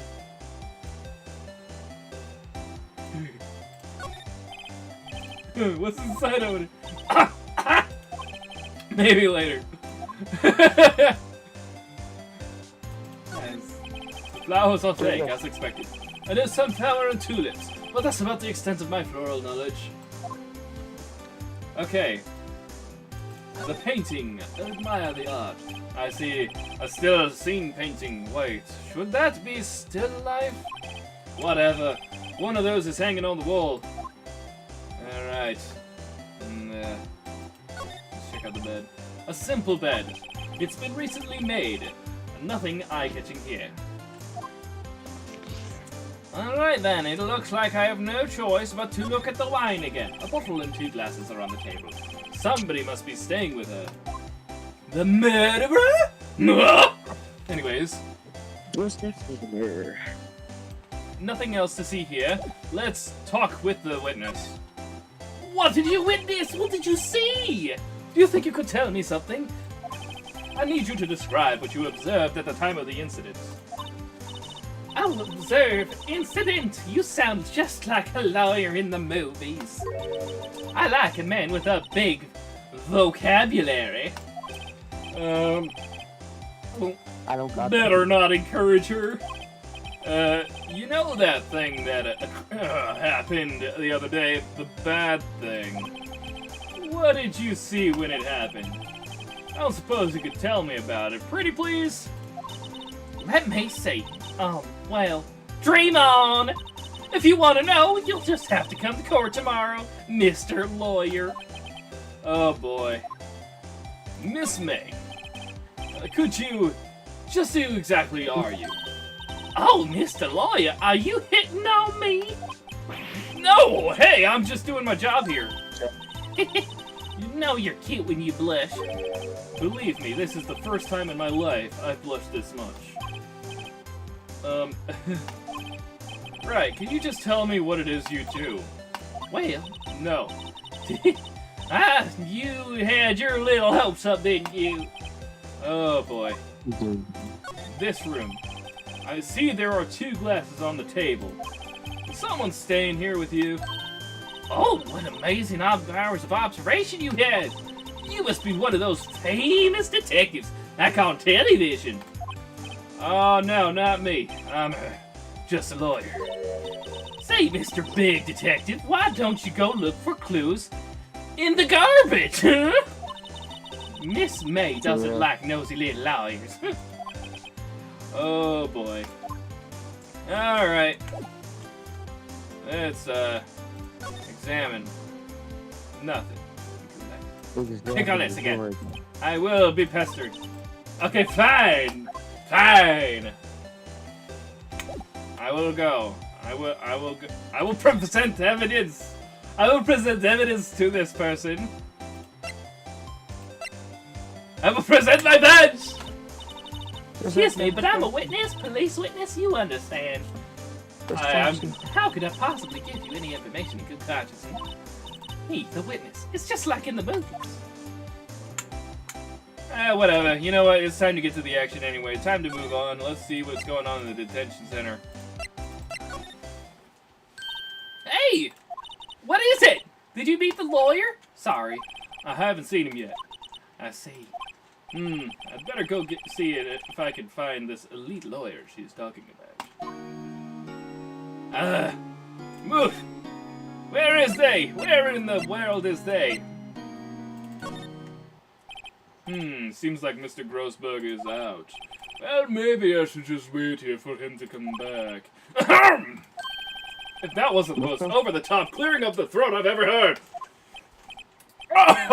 So you're the one that say have been looking for me? Yes, that's me. He looks even grander than I imagined. My suit is far superior. It is white, his is brown. Anyways, that badge on your collar? Ah, so you're a lawyer, are you now? Yes, well, yes. And what do you want? I'm not particularly busy these days. Please proceed. Not busy? Then how come no one could get in touch with you? Something the matter? You came to see the one and only Mervyn Grossberg, did you not? Well, here I am, boy. What do you want? Out with it. Well, sir, actually, it's about Maya Fang. Ah, yes, Maya Fey. Go on. Why the strange reaction? I'm really quite busy here, son. I can't go taking case on a day's notice. No, it's quite impossible. Wait a second. How did you know the trial was tomorrow? Anyways, I'm afraid it's entirely impossible for me to represent her. Sorry, end of discussion. What's going on? He refused me before I even got a chance to ask him. What do I tell Maya? Let me examine your wares. Maybe I can sell something and make a profit from this case. No, anyways, no, that's thinking the wrong way. Anyway, I'm not one of those corrupt attorneys. Anyways, let's move back to the detention center to break a girl's hopes and dreams. Maya's not here. She must be in questioning. They probably won't let her out for a while. Maybe I'd better go talk with that lawyer again. He might change his mind. Let me just go to Grossberg. He's quite gross, you know. I'm gonna chat you up about your refusal.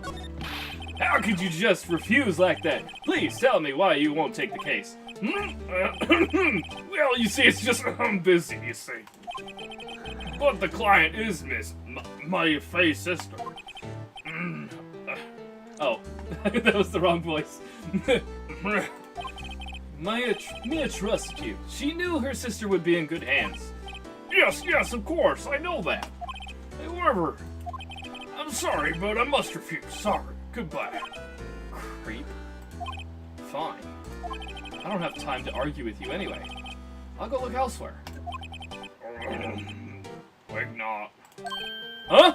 Did you say something? I think not, I said. But what do you mean?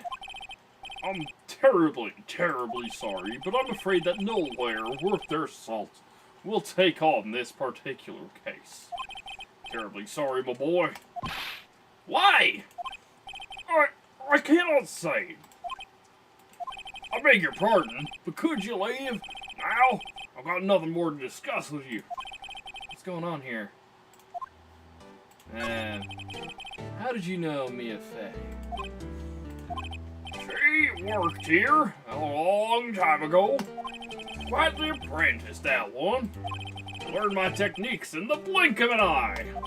She left one day quite suddenly. She had a mission, you see. A mission? You could see it in her eyes. She followed it with a burning passion. I didn't know what that said, but I accidentally clicked. That painting. That's quite a painting.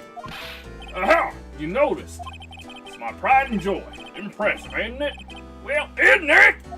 You're covered in the sky. Hey, you in the street. Away with the straw hat. It's worth at least $3 million. I have no intention of parting with it, of course. Oh, I won't sell it. Not even to you. I wasn't interested. It's not for sale. I'm not buying. Jeez. I freaking love this game. Now I can see why it was so popular. Okay. Anyway, I want to examine your painting anyway. Dang it, I didn't get a reaction. Oh well, time to move. Let's go back to the detention. See if we can scrounge any more clues up from her. September 6th, 3:42 p.m. Detention Center, Visitors Room. Hiya! Oh, you're back! Did you find the lawyer? Well, what do I tell her? Well, see, let's be honest, I really don't think you should use that guy. He didn't seem healthy. He was all skin and bone. Yeah, that's definitely what it was. That's definitely what it was. All skin and bones, for sure. What really happened? You don't mean he refused to help? I see. I've been abandoned then. I will talk to you. I will give you an earful about your family. What about your family? I only had my sister. My father died when I was very young, and I don't know where my mother is. Don't know, so she could still be alive. Your mother. The women in my family have been mediums for generations. They say a lot of spiritual power runs in our blood. About 15 years ago, our family was involved in an incident. There was a man, and he ruined our mother's life. That sounds like a divorce. Anyways, ruined. After that, she disappeared. Several years after that, my sister announced she would become a lawyer, and she left the mountain. Fascinating. So you live by yourself? Yes, I've gotten used to it. Oh, also, I had to become independent, or I would lose my powers. That just sounds like a whole bunch of hobo, or no, a whole bunch of mumbo jumbo. I feel bad for her all by herself up on that mountain. Now, let's talk about the one thing we've all been curious about. Your mother's enemy that was never mentioned until now. So who is this man who ruined your mother? Interesting way of putting it. Anyways, about 15 years ago, there was an unusual murder case. It made quite a stir. Everyone was talking about it, apparently. The police were running out of leads, and they were getting desperate. Wait, they didn't use a spirit medium, did they? The police convinced my mother to try to contact the victim. Why would you do this? You in the right mind. Wow, so what happened? The case was solved. We thought. You thought. You trusted the word of a medium. The man my mother helped the police capture was innocent. Yeah, when you go on a witch hunt, that kind of happens. Anyways, the police's consultation with a medium had all been carried out in secret, of course. But a man found out about it and leaked it to the press. He told all the papers that my mother was a fraud, and the media jumped on it big time. My mother, became the laughingstock of the nation. I see. That explains why the lawyers don't want to help. White. Excuse me? White? That was his name. My sister told me. Red, white, and blue. The 3 words at the very beginning of this, there was red, white, and blue. That was his name, my sister told me. White. Just a little longer now before the state-appointed lawyer comes, I guess. 4 p.m. Time's up. What should I do? Who the heck is white? And why is white? Why is white white? Or what is white white? I don't know. Let's go home. Do I just leave her and go home? You know what? You know what? No lawyer worth their salt would take this case. I ain't got any salt yet. I made up my mind. I'm going to defend you whether you want me to or not. You don't have a choice in this anymore! I'm taking over the show! Why? Why? Well, I don't know why! To be honest, I don't know. It's a whim, I swear. You don't know? Is this girl sitting in front of me the killer? All the evidence seems to say yes. But there's something about this whole thing that smells fishy. I will get to the bottom of this. That witness's strange behavior, like she's a fairy. Anyways, what was that? Was that all an act? And the way that lawyer refused to help out Maya. But more than all that, she has no one left to help her. Nothing is more sad or more lonely than that. I know I've been there a long, long time ago. Why did I become a lawyer in the first place? Because someone has to look out for the people who have no one on their side. There's only one thing I know for certain. I won't abandon you. You can count on me. That's so kind of you.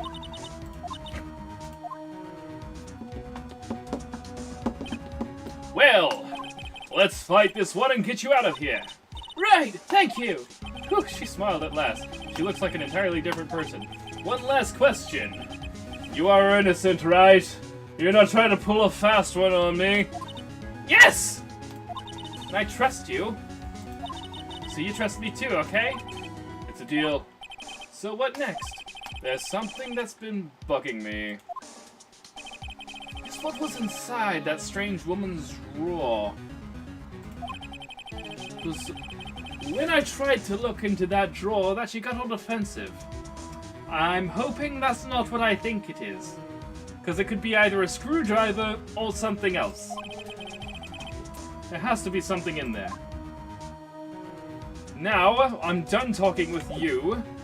You can go to the courtroom. I'm gonna go look elsewhere. Probably to the Gatewater Hotel. If she's still there... Good afternoon, sir! Excuse me, you are?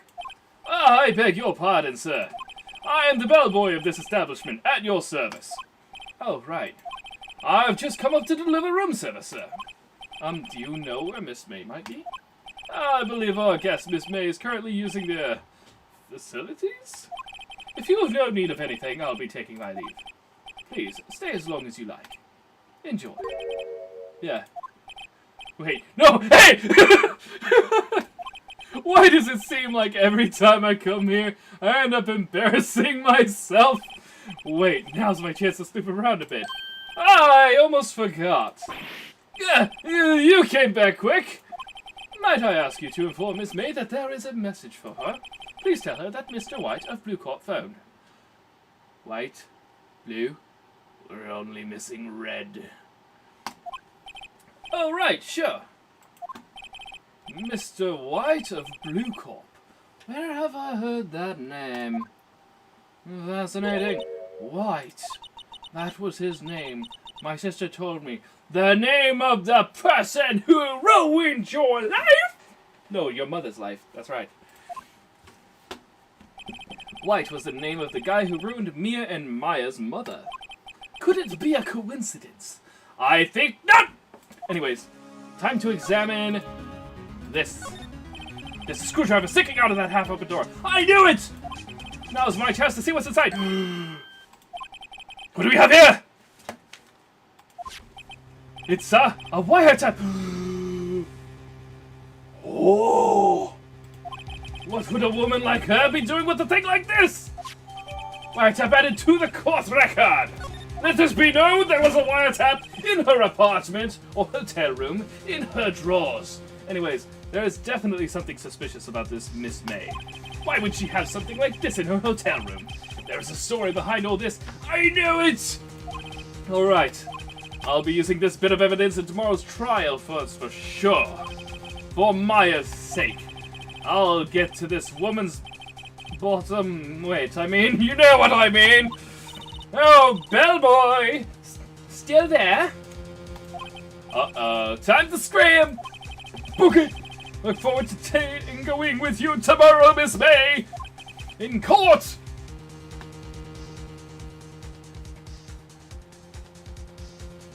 To be continued. Woo! Saving progress!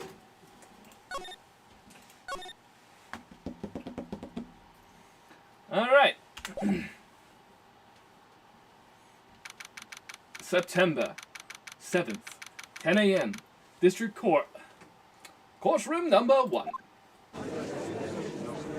Oh, it's Mr. Red, I think. Court is now in session for the trial of Miss Maya Fey. The prosecution is ready, Your Honor. The defense is ready, Your Honor. Miles Edgeworth. I better not show any signs of weakness today, or he'll be on me in an instant. Mr. Edgeworth, please give the court your opening statement. Thank you, Your Honor. The defendant, Miss Maya Fey, was at the scene of the crime. The prosecution has evidence she committed this murder. And we have a witness who saw her do it. The prosecution sees no reason to doubt the facts of this case, Your Honor. I see. Thank you, Mr. Edgeworth. Let's begin, then. If we may call our first witness, Your Honor. The prosecution calls the chief officer at the scene, Detective Gumshoe.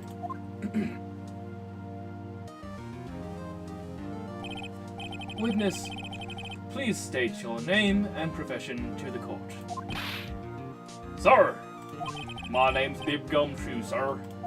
I'm the detective in charge of homicides down at the precinct, sir. Detective Gumshoe, please describe for us the details of this murder. Very well, sir. Let me use this floor map of the office to explain. body was found by the window here. And the cause of death? Loss of blood due to being struck by a blunt object, sir. The murder weapon was a statue of the thinker found next to the body, sir. It was heavy enough to be a deadly weapon, even in a girl's hands, sir. The court accepts the statue as evidence. They're still calling it a statue. Floor plans. The murder scene. The Fay & Co. law offices. No, detective. Yes, sir. You immediately arrested Miss Maya Fay, who was found at the scene, correct? Can you tell me why? Yes, sir! I had hard evidence she did it, sir. Detective Gumshoe. Please testify to the court about this hard evidence. Alright. As soon as the phone call came in, I rushed to the scene. There were two people there already.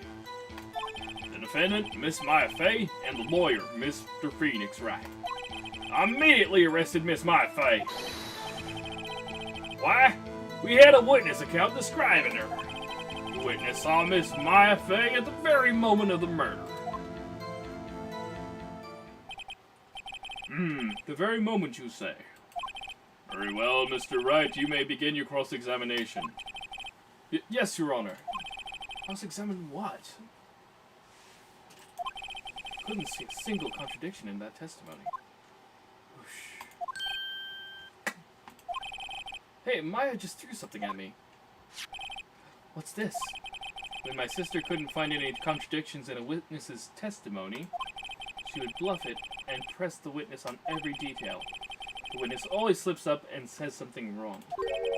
It works lots of times. I should have expected Maya would know some of her sister's tricks. Alright, let's just give this a try. Something the matter? No, Your Honor, I'd like to begin my cross-examination.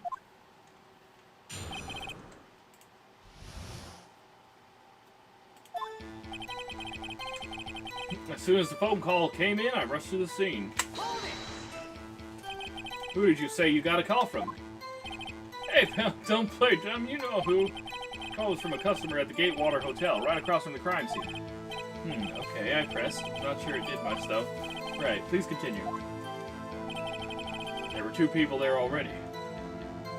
The defendant, Miss Maya Fay, and the lawyer, Mr. Phoenix Wright. I could press him about my presence. Hey, where's my, Hey, you gonna unmute and help me with this case? Okay, Johnny John's no longer here, I guess. Anyways, let's see.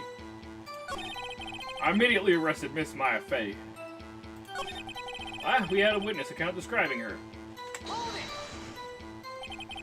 Oh, just 1 second. Yeah? If I heard correctly, you said you arrested her because you had hard evidence she did it, correct? Oh? Did I say that? Me? Heard you say it. You did say it. You said it. Exactly what about this suspicious woman in Pink's claim was hard evidence? What? Miss May isn't suspicious, and she sure isn't Pink, pal. Well, I guess she is Pink. That's enough. Detective Gumshoe. Do you have any more solid proof other than her claims, Detective? I guess pressing can have its advantages. Yes!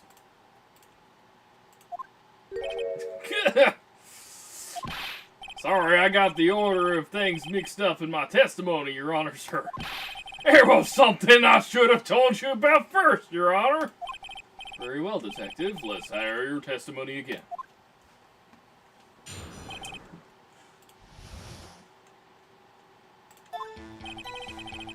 After securing the suspect, I examined the scene of the crime with my own eyes.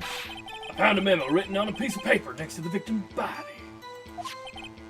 On it, the word Maya was written clearly in blood.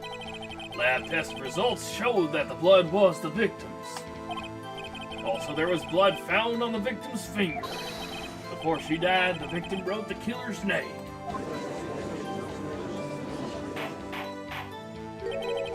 How do you like that? That's my hard evidence.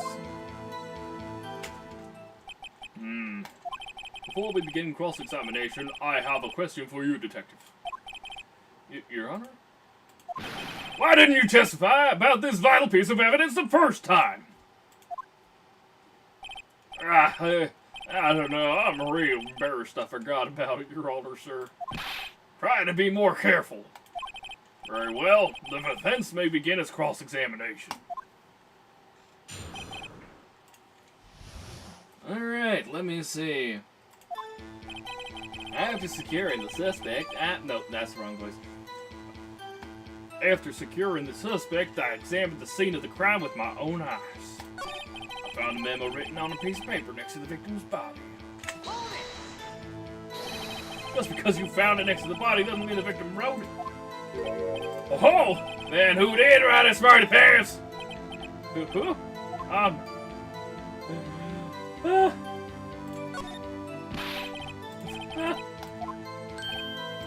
Oh, you're saying the killer wrote her own name? Please. Well, this turned out very badly. Hold on, if that's the case, where's your evidence? I'm just pressing! Those without evidence shouldn't open their mouths, Mr. Wright. Yeah, pal. Well, Detective, tell us what was written on that memo you found. On it, the word Maya was written clearly in blood.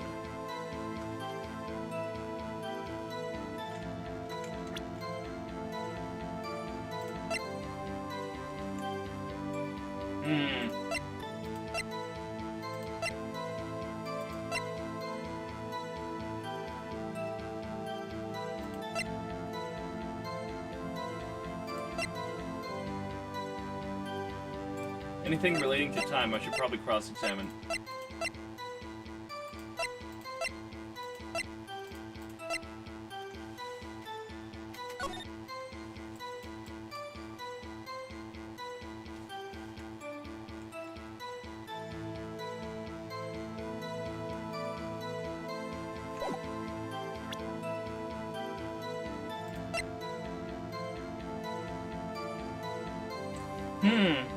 My question is this the real murder weapon? Because it could have been. Hang on. Lab results showed that the blood was the victim's. Also, there was blood found on the victim's finger.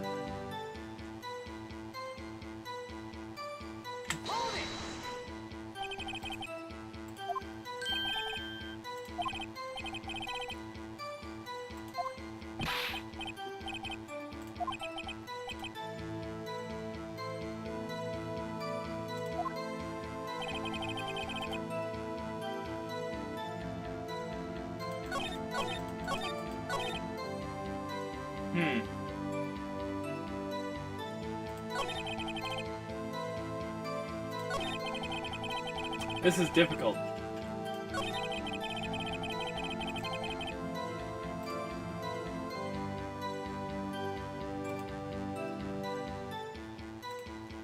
Let's see.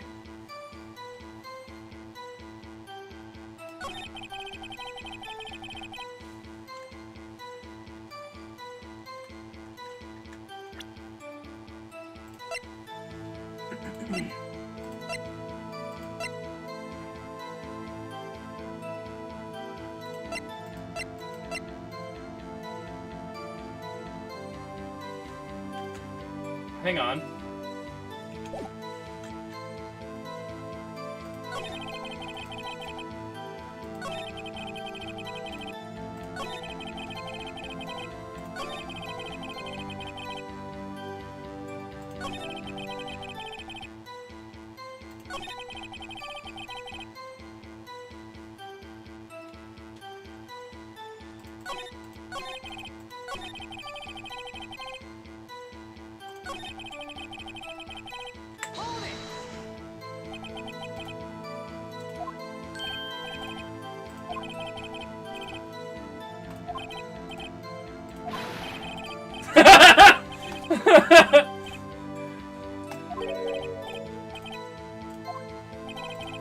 Come shoot.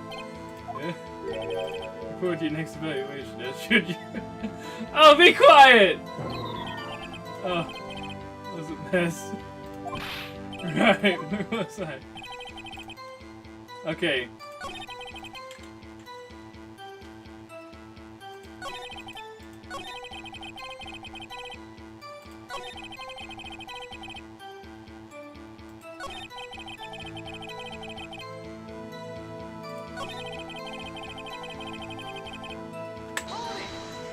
Huh.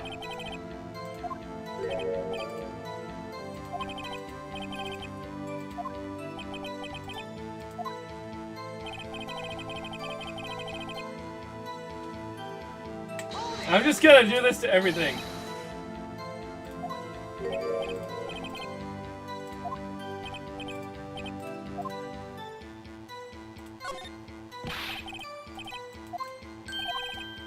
Okay, we've been through this. Yeah, just skip this all. Skip it all. Cause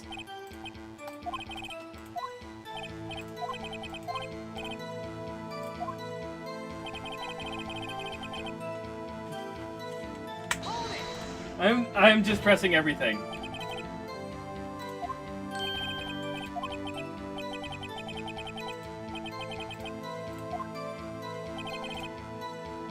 Okay, I already did that. Already did that.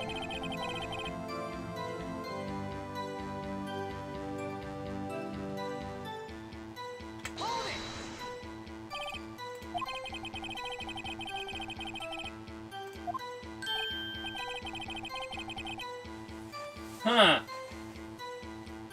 Books in the movies, huh?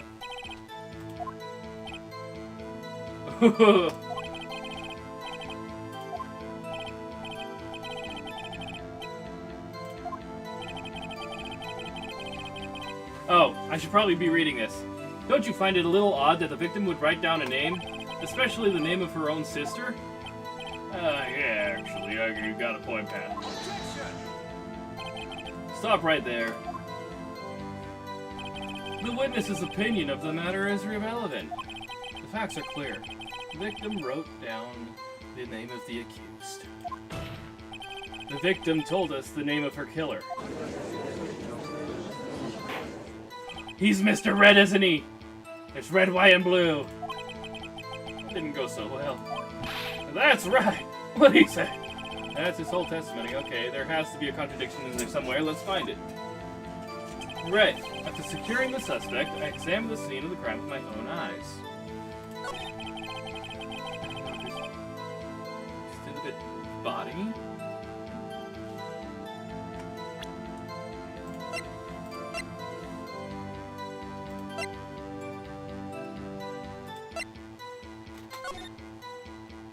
Alright.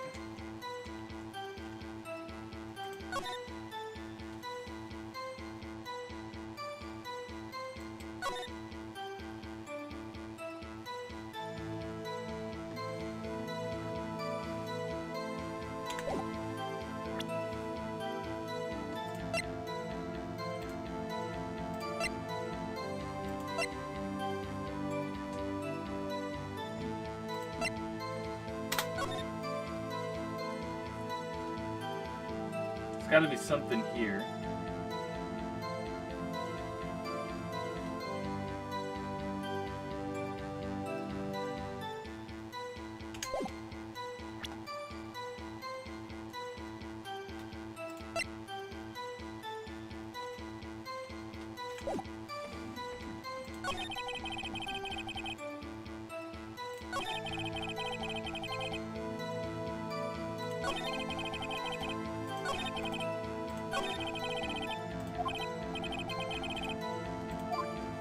Okay.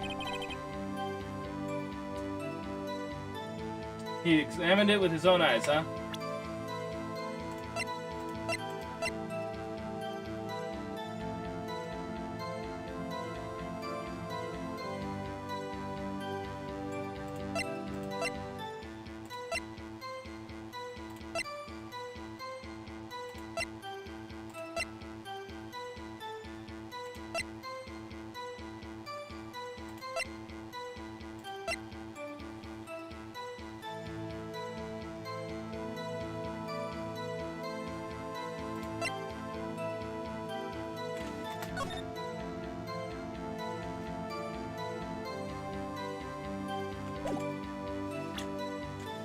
Okay.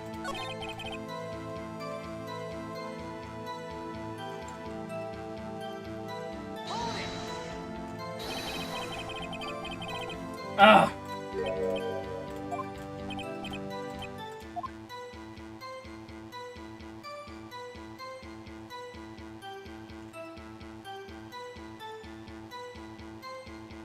I have the option to say Miss May. Let's stake my career on it.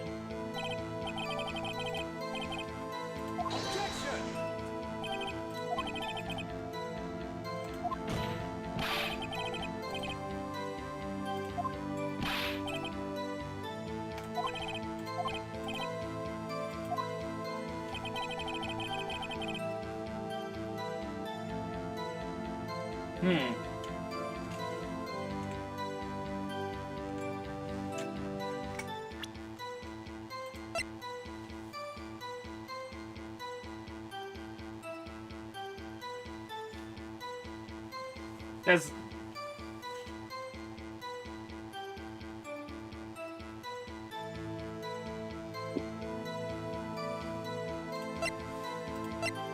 Yeah, I am struggling with this, actually.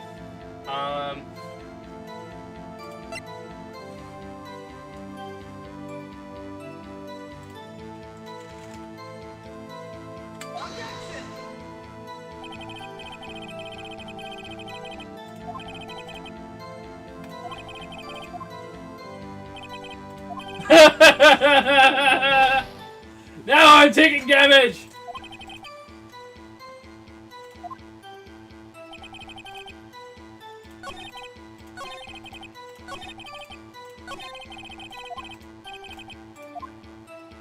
Okay, so it's definitely the one at the end, right?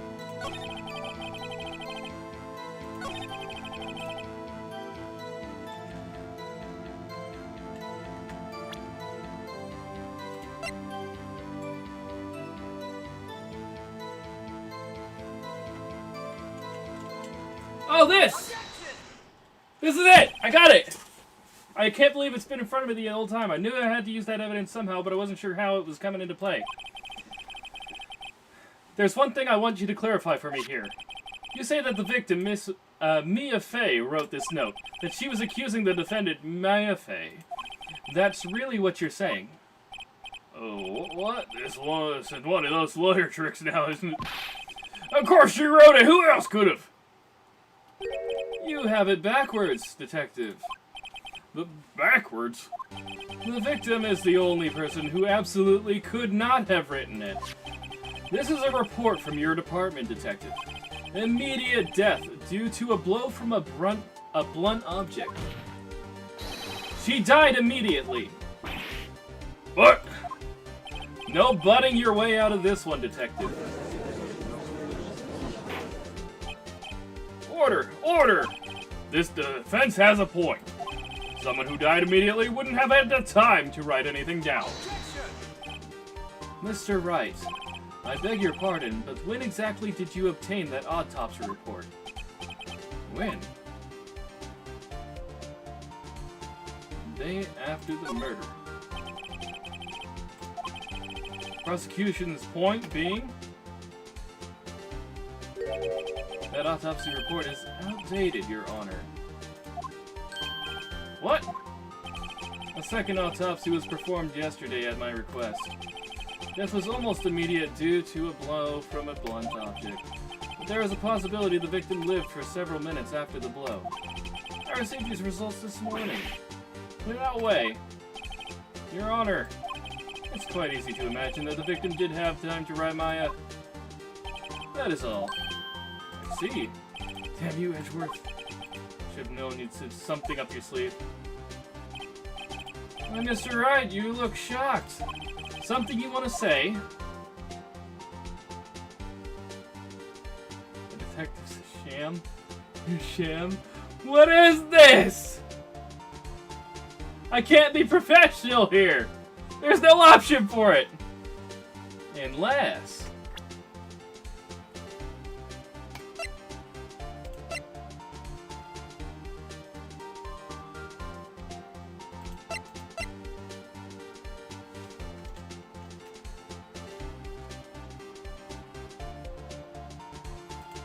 No. Oh, I should have been looking at profiles.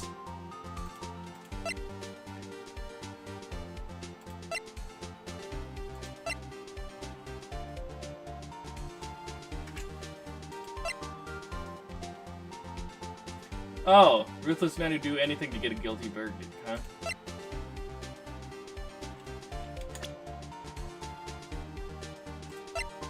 I can't present evidence right now.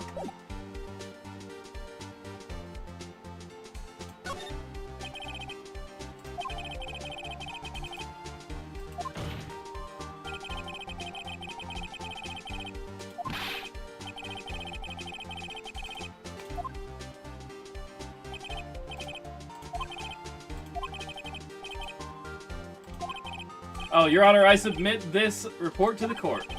Understood. The report accepts the evidence.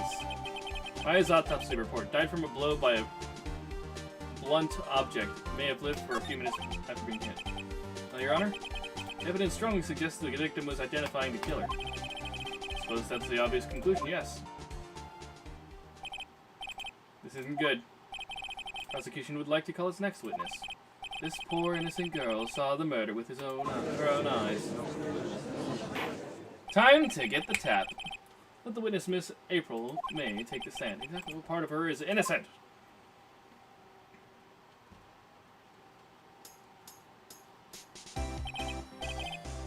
Witness, your name, please. April May. At your service. Order! An introduction should not require any reaction from the crowd. The witness will refrain from wanton winking. Oh, yes, Your Honor. This is not good. She's already captured the heart of every man in this courtroom, except for mine, because she's terrible. Tell us, where were you on the night of September 5th when the murder occurred? Gee, I was like in my hotel room. I checked in right after lunch. This hotel is directly across from the Fay & Co. law offices. That's right, big boy. Please testify to the court about what you saw. Witness's account. It was like 9 o'clock at night. I looked out the window, you know. And then, I saw a woman with long hair being attacked. That one attacking her was the mousy girl sitting in the defendant's chair. And the woman, dodged to one side and ran away. But that girl, she caught up to her and she hit her. How could she have seen all of this from her balcony or whatever? And the woman with the long hair, she kind of slumped. Man, that's all I saw, every little bitsy-wetsy.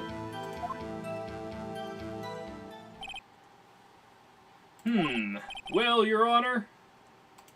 I see. It's a remarkably solid testimony. I don't see a need to trouble the witness any. Wait, Your Honor! Yes, Mr. Wright. What about my cross-examination? I thought the witness's testimony just now was quite firm, didn't you? Mr. Wright, I understand you were with Miss Maya Fay's understudy, were you not? You must know her techniques well. Their cowardly way of finding tiny faults in perfectly good testimonies. Hey, how dare you! Well, Mr. Wright, will you cross-examine the witness? Yes, I'm doing it! This is where all the evidence really is! I'll gladly proceed with the cross-examination. Only because I have a feeling Edgeworth doesn't want me to. She has to have some weakness. Very well, you may begin your cross-examination.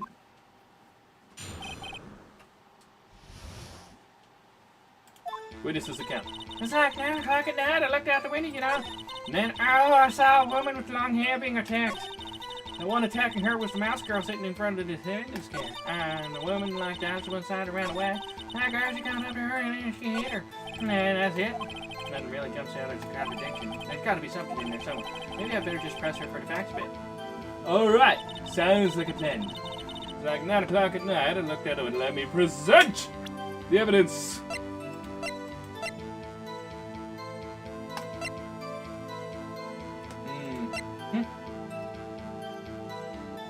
I mean, the timeline's up. They were meeting at, They were meeting at 9. This would incriminate.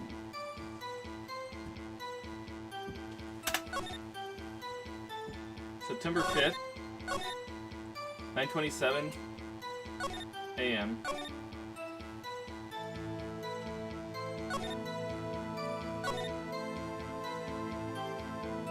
See you tonight at 9.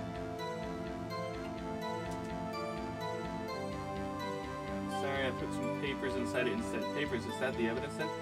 Delve into your imagination. See you tonight at 9.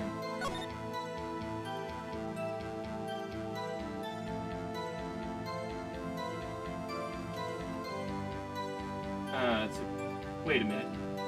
Who's the one on defense? Mia or Maya? I forgot already. Maya. Alright, let's look at this again with that in mind. Okay, so Mia was trying to give the clock away.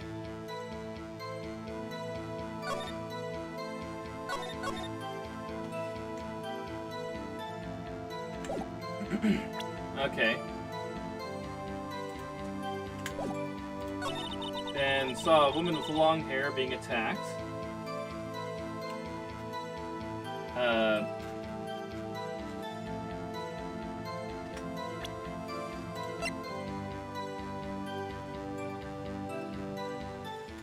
Let's take this.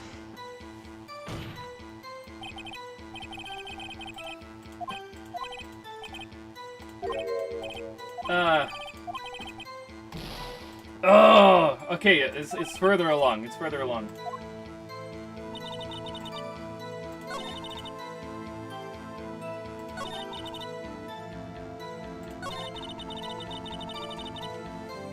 Ran away.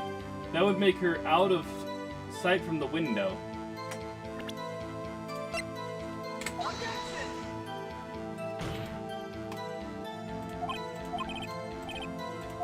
Gosh dang it! What do you mean? What do you mean? You can't see! Alright, fine. We'll be a bit careful. We got like 2 lives left.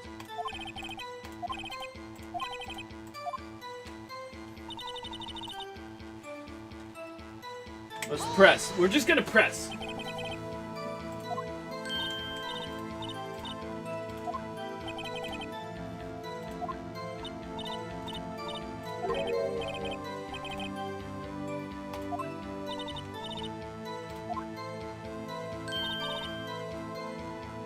That is not a reply!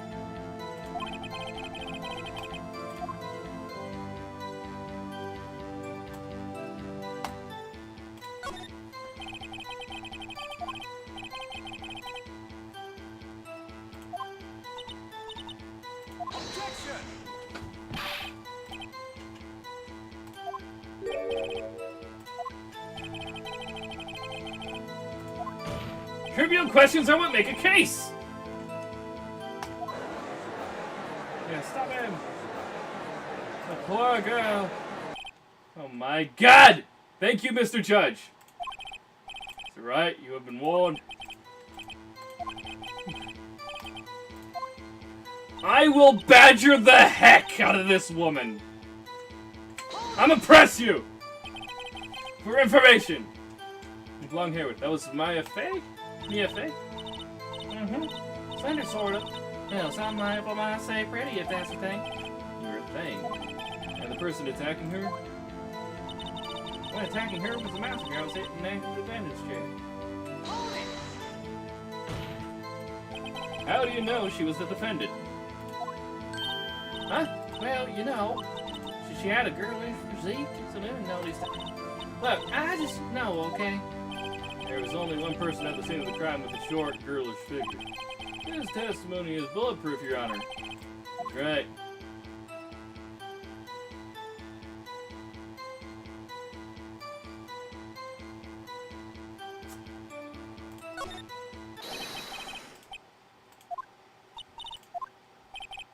Miss May, I'm willing to bet that.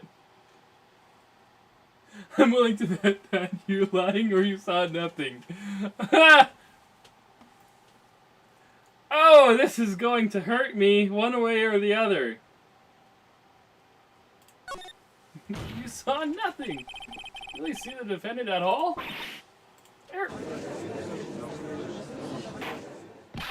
Mr. Wright, what's the meaning of this? Yes, what is the meaning? Somebody tell me, because I'm clueless about this, I mean. Okay, if you had really witnessed my client, Maya Fey, you would have noticed her clothes before noticing her physique. Aha! No one wears clothes like this on a daily basis, except her. And I'm no expert on fashion, but her hairdo looks far from normal to me. However, the witness's testimony mentions neither of these things. The testimony is bogus. But, still, we don't know if she was dressed that way the night of the murder. She was, Your Honor. I saw her. And so did Detective Gumshoe. What do you say to that, Miss Fey? Ah, what are you trying to say, you mean lawyer? I saw what I saw. I just didn't think all that trifling little details were necessary, darling. Miss May, the court would like to remind you to please omit nothing in your testimony. I'm sorry, Your Honor. I'll be a good girl. I promise. Your testimony again, if you would. Damn, I almost had her. My credibility's on the line here. I've gotta bring her in. I did see everything. I did. The victim, the woman, dodged the first attack and ran off to the right. Then the girl in hippie clothes ran after her. And she hit her with that weapon. I saw it. I did. That clock. Kind of statue clock? The thinker, I think. She would not have known. She would not have known it was a clock. Well, does the accuracy of my report not startle you? She would not have known that the statue was a clock unless she was close. This is the same as the first one. I only wish you had been so detailed from the beginning. Please begin the cross-examination. Alright, I know where I'm going. I know where I'm going, straight to that part.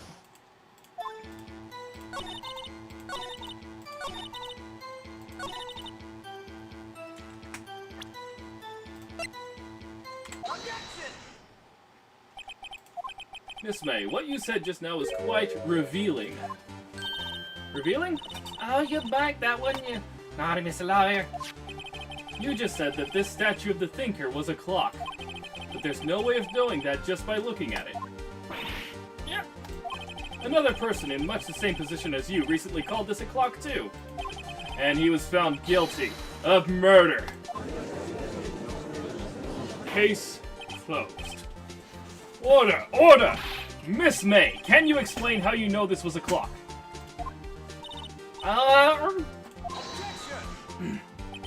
The witness saw the murder with her own eyes. That's all important here. The defense is trying to confuse the issue with trivial concerns. Yes, of course. You will withdraw your question, Mr. Wright. No! I refuse! It is solid evidence. The questions are all I have, Your Honor. And as you may recall, I've caught murderers with these questions before. One murderer? Don't get ahead of yourself, guy. You've only closed like one case. Chill. Well, only one. Yeah, there you go. There you go. Get your head back on.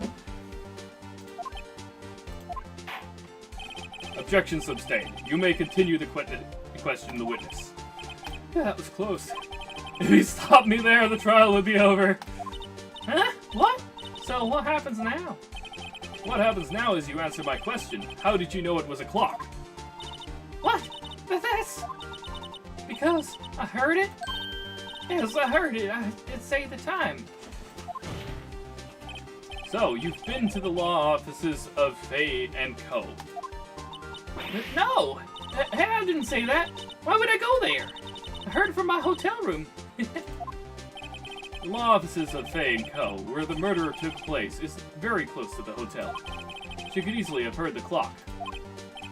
Well, Mr. Wright, are you satisfied? Not at all. Your Honor, no. I can't give up now. I'm not satisfied because... it couldn't have rung. Your Honor, members of the court. It is inconceivable that the clock in question rang. It is empty. That clock is missing its clockwork.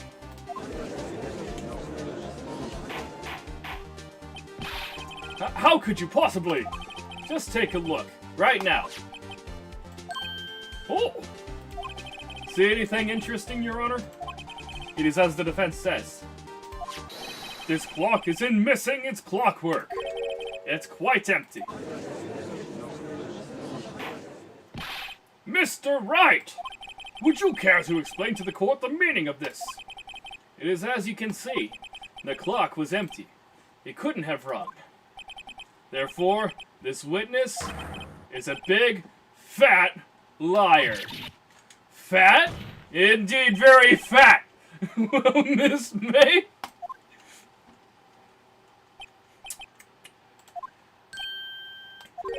Quite a show you put on for us, Mr. Wright. He knew the clock was empty. Somehow he knew. I'm afraid you've forgotten one thing, however. Indeed, the clock is empty. As you say, it can't ring. However, we must ask, when was the clockwork removed? If it was after the witness heard the clock, then there is no contradiction. However, I have audio evidence in the phone that there is a timestamp of when it was removed. That's true, that is possible. The clock might have been emptied after she heard it. That is exactly what happened, Your Honor. No. Well, Mr. Wright, can you prove when the clockwork was removed? Ho ho! Impossible, of course. Maybe to your small-minded brain. I have proof. What? Wasn't it you who told me proof is everything? Well, I was listening. And now I'll show you the proof you like so much. The evidence that proves when the clockwork is removed is indeed the phone. Take a look at this. That's a very cute cell phone. Oh, you have a girly phone. Wait, this isn't my phone. Listen. This is the defendant's cell phone, and it contains a recording. A recording of a conversation she had with the victim on the day of the murder. Order! The defendant's cell phone? This wasn't brought to my attention. Perhaps Detective Gumshoe overlooked it. The good detective better remember he's up for evaluations. I gotta say, I'm starting to feel bad for the big fella. Let's hear the conversation.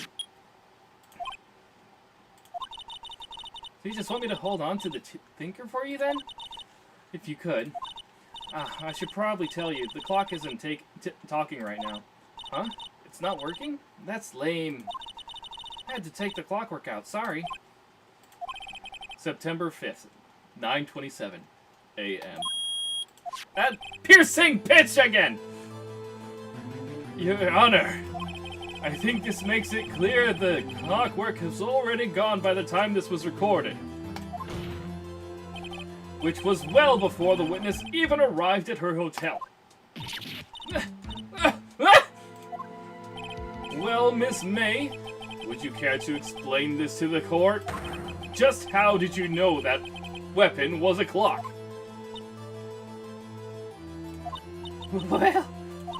Well, isn't it obvious? I saw that clock before. What store was that again? I got so many. Oops, I forgot. So the witness had seen it before. That would make sense. Does the defense have any objections, Miss Wright? Yes! The witness claims she had seen it before, but this directly contradicts a piece of evidence already submitted to this court. Well then, let's see it. Please produce this evidence that will prove the witness had not seen the clock before. Let's see, How am I supposed to prove it's made by Larry Butts? It's simple. This clock was never in any store, ever. What? A friend of mine made that clock. Only two exist in the world. And the one that isn't here is in police custody.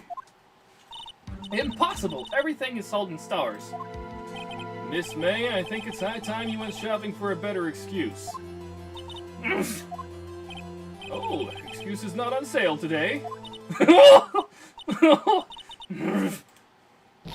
Ah! Good!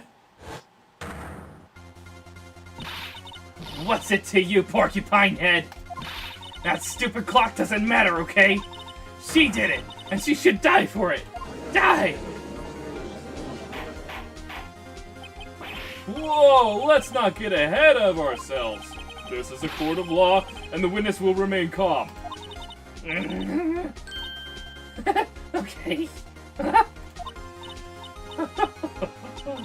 Silly me. Did I, like, lose it? I guess I did. Scary. Miss May, let me ask. Tell me, how did you know the weapon was a clock? Oh dear. Does the defense have an opinion on this behavior? Okay, this is it. Yes, Your Honor. Allow me to explain how I see the truth of the matter. Miss April May, you knew the weapon was a clock because you held it.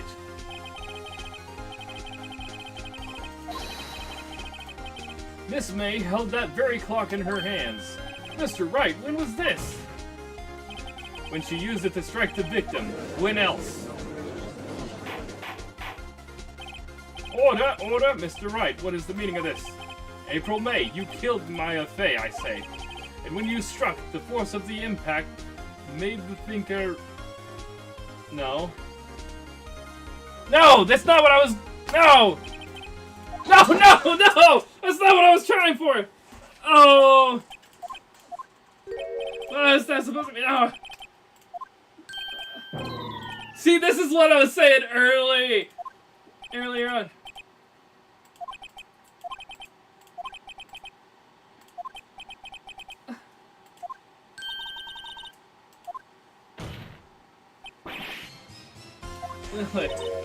This way, Mr. Lawyer. Didn't the murder take place at 9 o'clock at night? Gee, that's the exact time I ordered some room service for the hotel bellboy. Incidentally, the bellboy corroborates the witness's story. Ergo, she was not at the crime scene, rock solid. You just made a serious accusation against a perfectly innocent woman. Sorry, Your Honor, that didn't go so well. But if that's the case, how did she know the thinker was a clock? I figured it out. There is one other way Miss April May could have known it was a clock. I just went through emotions, and that was my mistake. One way alone, and I have proof. Well, proof, you say? Then the court will examine your proof, Mr. Wright. How did the witness know the thinker was a clock?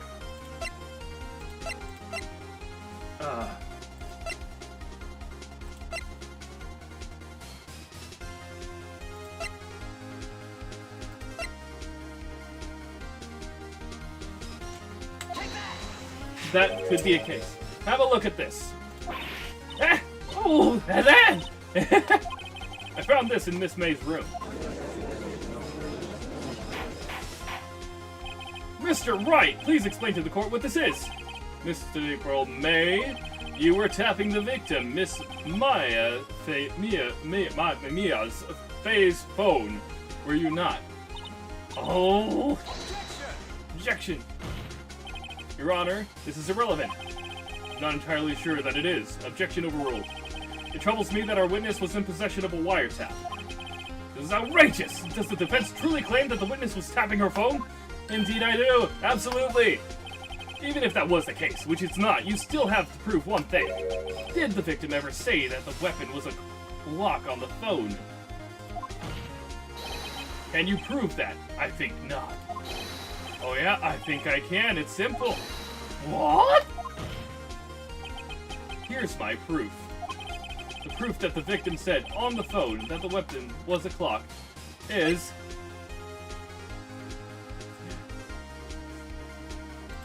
Okay, I've got it.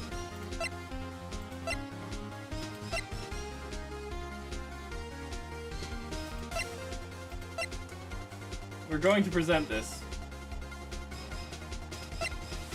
But I feel like this is a trap.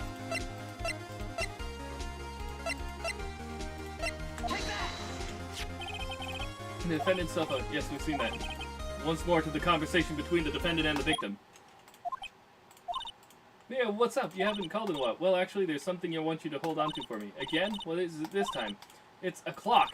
It's made to look like that statue, the Thinker, and it tells you the time. Miss April May, you used the wiretap to listen to this conversation. That's how you knew the Thinker was a clock. Am I wrong? What? Your Honor, this is ridiculous. Your Honor, look at the witness's face. Does she seem amused to you? The defense demands an answer. Witness, answer the question. Did you tap her phone? Miss May. Shut up, all of you! What gives you the right to talk to me like that? You lawyer! Put her behind bars. It's not fair, all of you ganging up on me like that. Oh, so I'm the bad girl, is that it? Is that it? Where? Yeah, go to jail. That did it. The court's seen the real Miss April May now. Now to deal the final blow. Why the wiretap? Miss May, why did you tap her phone? Answer the question. Do I have to? Isn't this a murder trial? Isn't tippy-tapping irrelevant? She's saying exactly what Edgeworth wants her to say. Miss May, you were tapping the victim's phone. I hardly call that irrelevant. While this court does not condone the defense's tone of voice, he has a point. Well, Miss May, do you have an explanation for the court? At the time of the murder, I was in my hotel room getting room service. How could I have killed her? If you don't believe me, just ask the bellboy. Well, does the defense have anything to say? Well, I think something. The defendants would like to call the hotel bellboy as a witness. There's something suspicious here, and I'm going to get to the bottom of it. I think you've sunken quite low enough already. Object to calling the bellboy. Why? What's your reason? Because I hold the wiretapping had nothing to do with the killing. However, if you agree to one condition, I'll consent to calling this witness. Condition? If Miss April May's alibi is not called into question after you examine the bellboy, then you will recognize that Miss April May was not the killer, thus she is innocent. Thereby, you must also accept the verdict of guilty for Miss Maya Fey. That is my condition. What?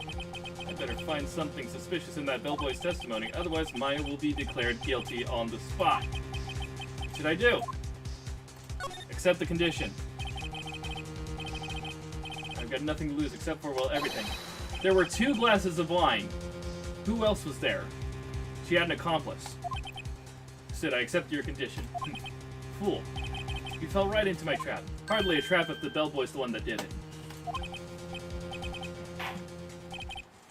Very well. The court calls the hotel bellboy to the stand. I believe we're ready for the witness to testify. He certainly does look like a bellboy. Why is he still carrying tea? Yes, sir. I received your summons in the middle of work, sir. I'd happy of your service. He said looks rather heavy, so without further ado, the witness may begin his testimony. Very good, sir.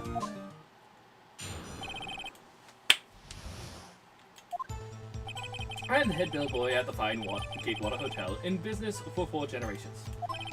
I believe I received a call after 8 o'clock in the evening from our guest, Miss May. She asked for an iced coffee to be brought to her at 9 o'clock on the dot. On the dot. She wanted to make sure it was then. I brought it to her at precisely the requested time, of course. And I delivered the iced coffee to our guest, Miss May herself.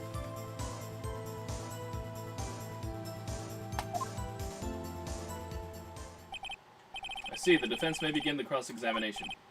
Right, I'm ready, I hope. This is it. I can't prove Miss May was involved with the murder now. Maya will be finished.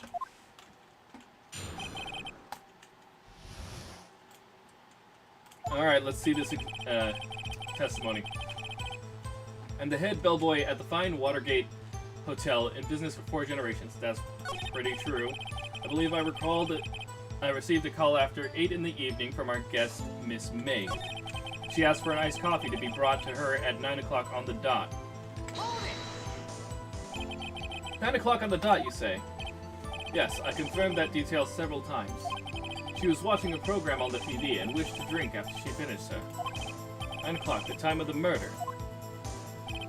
I brought it to her at precisely the requested time, of course. Precisely 9, then. Precisely, exactly. And most definitely, sir. 9 p.m. How can you be so sure? Miss May was quite insistent that it be brought then. Oh, bellboy? I'd like iced coffee at exactly 9 o'clock. Something like that, sir.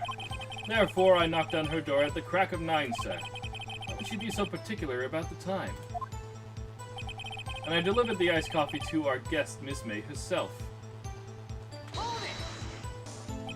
You are sure it was Miss April May herself? Absolutely, sir. Absolutely? Yes, sir. As in, so very absolutely, sir. It's an endearing mannerism of mine. How come you're so very certain? Well, when I brought the room service, sir, she, the guest, sir, favored me with, embarrasser, sir. Embarrasser? Is that French for an embrace? It's French for kiss, sir. It's not a French kiss, sir. More of a peck on the cheek. Why would she have done that? I believe perhaps she was momentarily swayed by my prim demeanor, sir. It was a moment I shall never ever forget, sir. Sounds pretty fishy to me. I think our Miss May was up to something and wanted the bellboy to remember her. It's no good. There's nothing here. Is that it? Finally, you understand. This bellboy has absolutely no reason to lie. Now, if you have any decency, you will end this rather tedious cross-examination here.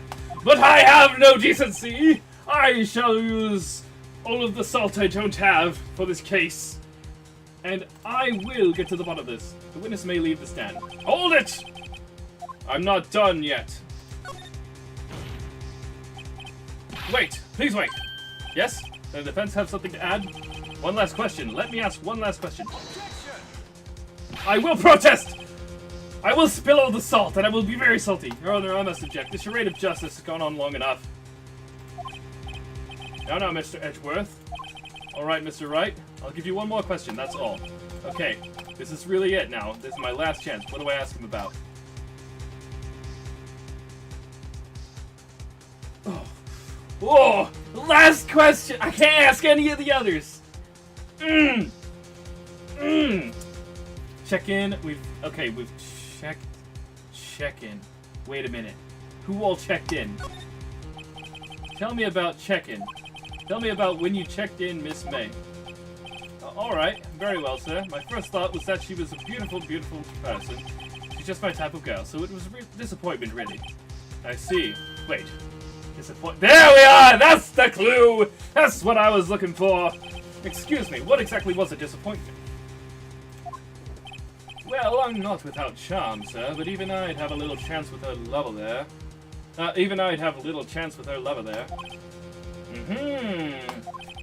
There we are. The accomplice finally comes out from the woodwork. What did he say? What did you say? Rather quite. Bellboy, tell us the truth now. Did Miss May check in with another person? I object. That was objectionable. That's such a terrible way to object. Objection overruled. Hearsay. No, it's not. The witness will answer the question. Yes, I see. Why did you not mention this in your testimony? Well, sir, you didn't ask. Nice try. That's the sort of thing you're normally supposed to mention. Ah, yes, quite, indeed. It was the, good barrister there, Mr. Edgeworth, who... He asked me not to mention it if I wasn't specifically asked, sir. Oh! You fool! Ha We got him! I've done it! I've won! Let's go! Miss April May checked into a twin room with a man, correct? Yes, sir. Then, when you brought them room service, you didn't see that man in the room. That's right, sir. He was off kidding. Your Honor, we have just learned of another person involved who may have been the murderer. In light of this new fact, I hold that it's impossible to judge the defendant. Wouldn't you agree, Mr. Edgeworth? And who, Miss Wright? Who is this other person? Simple. It was the man with Miss May. Oh, Your Honor! As has been previously revealed, Miss April May was tapping the victim's phone. Yet Miss May herself has an alibi at the time of the murder. However, that does not clear the man that was with her. The bellboy saw no one else in the room at the time of the murder. What a convenient little setup, but it's too late. Too late? I suppose you'd like it if it was too late, wouldn't you? After all, it was you who hid the presence of the other man from this court! Oof, upstart, amateur! These accusations are ludicrous! Overruled. Enough. The court acknowledges the defense's argument. I expect the prosecution and defense to look into this matter fully. Am I understood? Yes. Yes, Your Honor. That is all today for the trial of Maya Fey. Court is adjourned.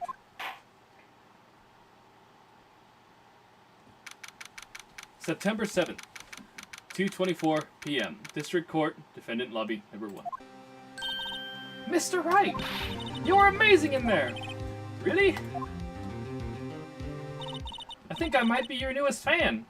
Yes! It's always good to have those. Anyways, I was just doing my job, you know?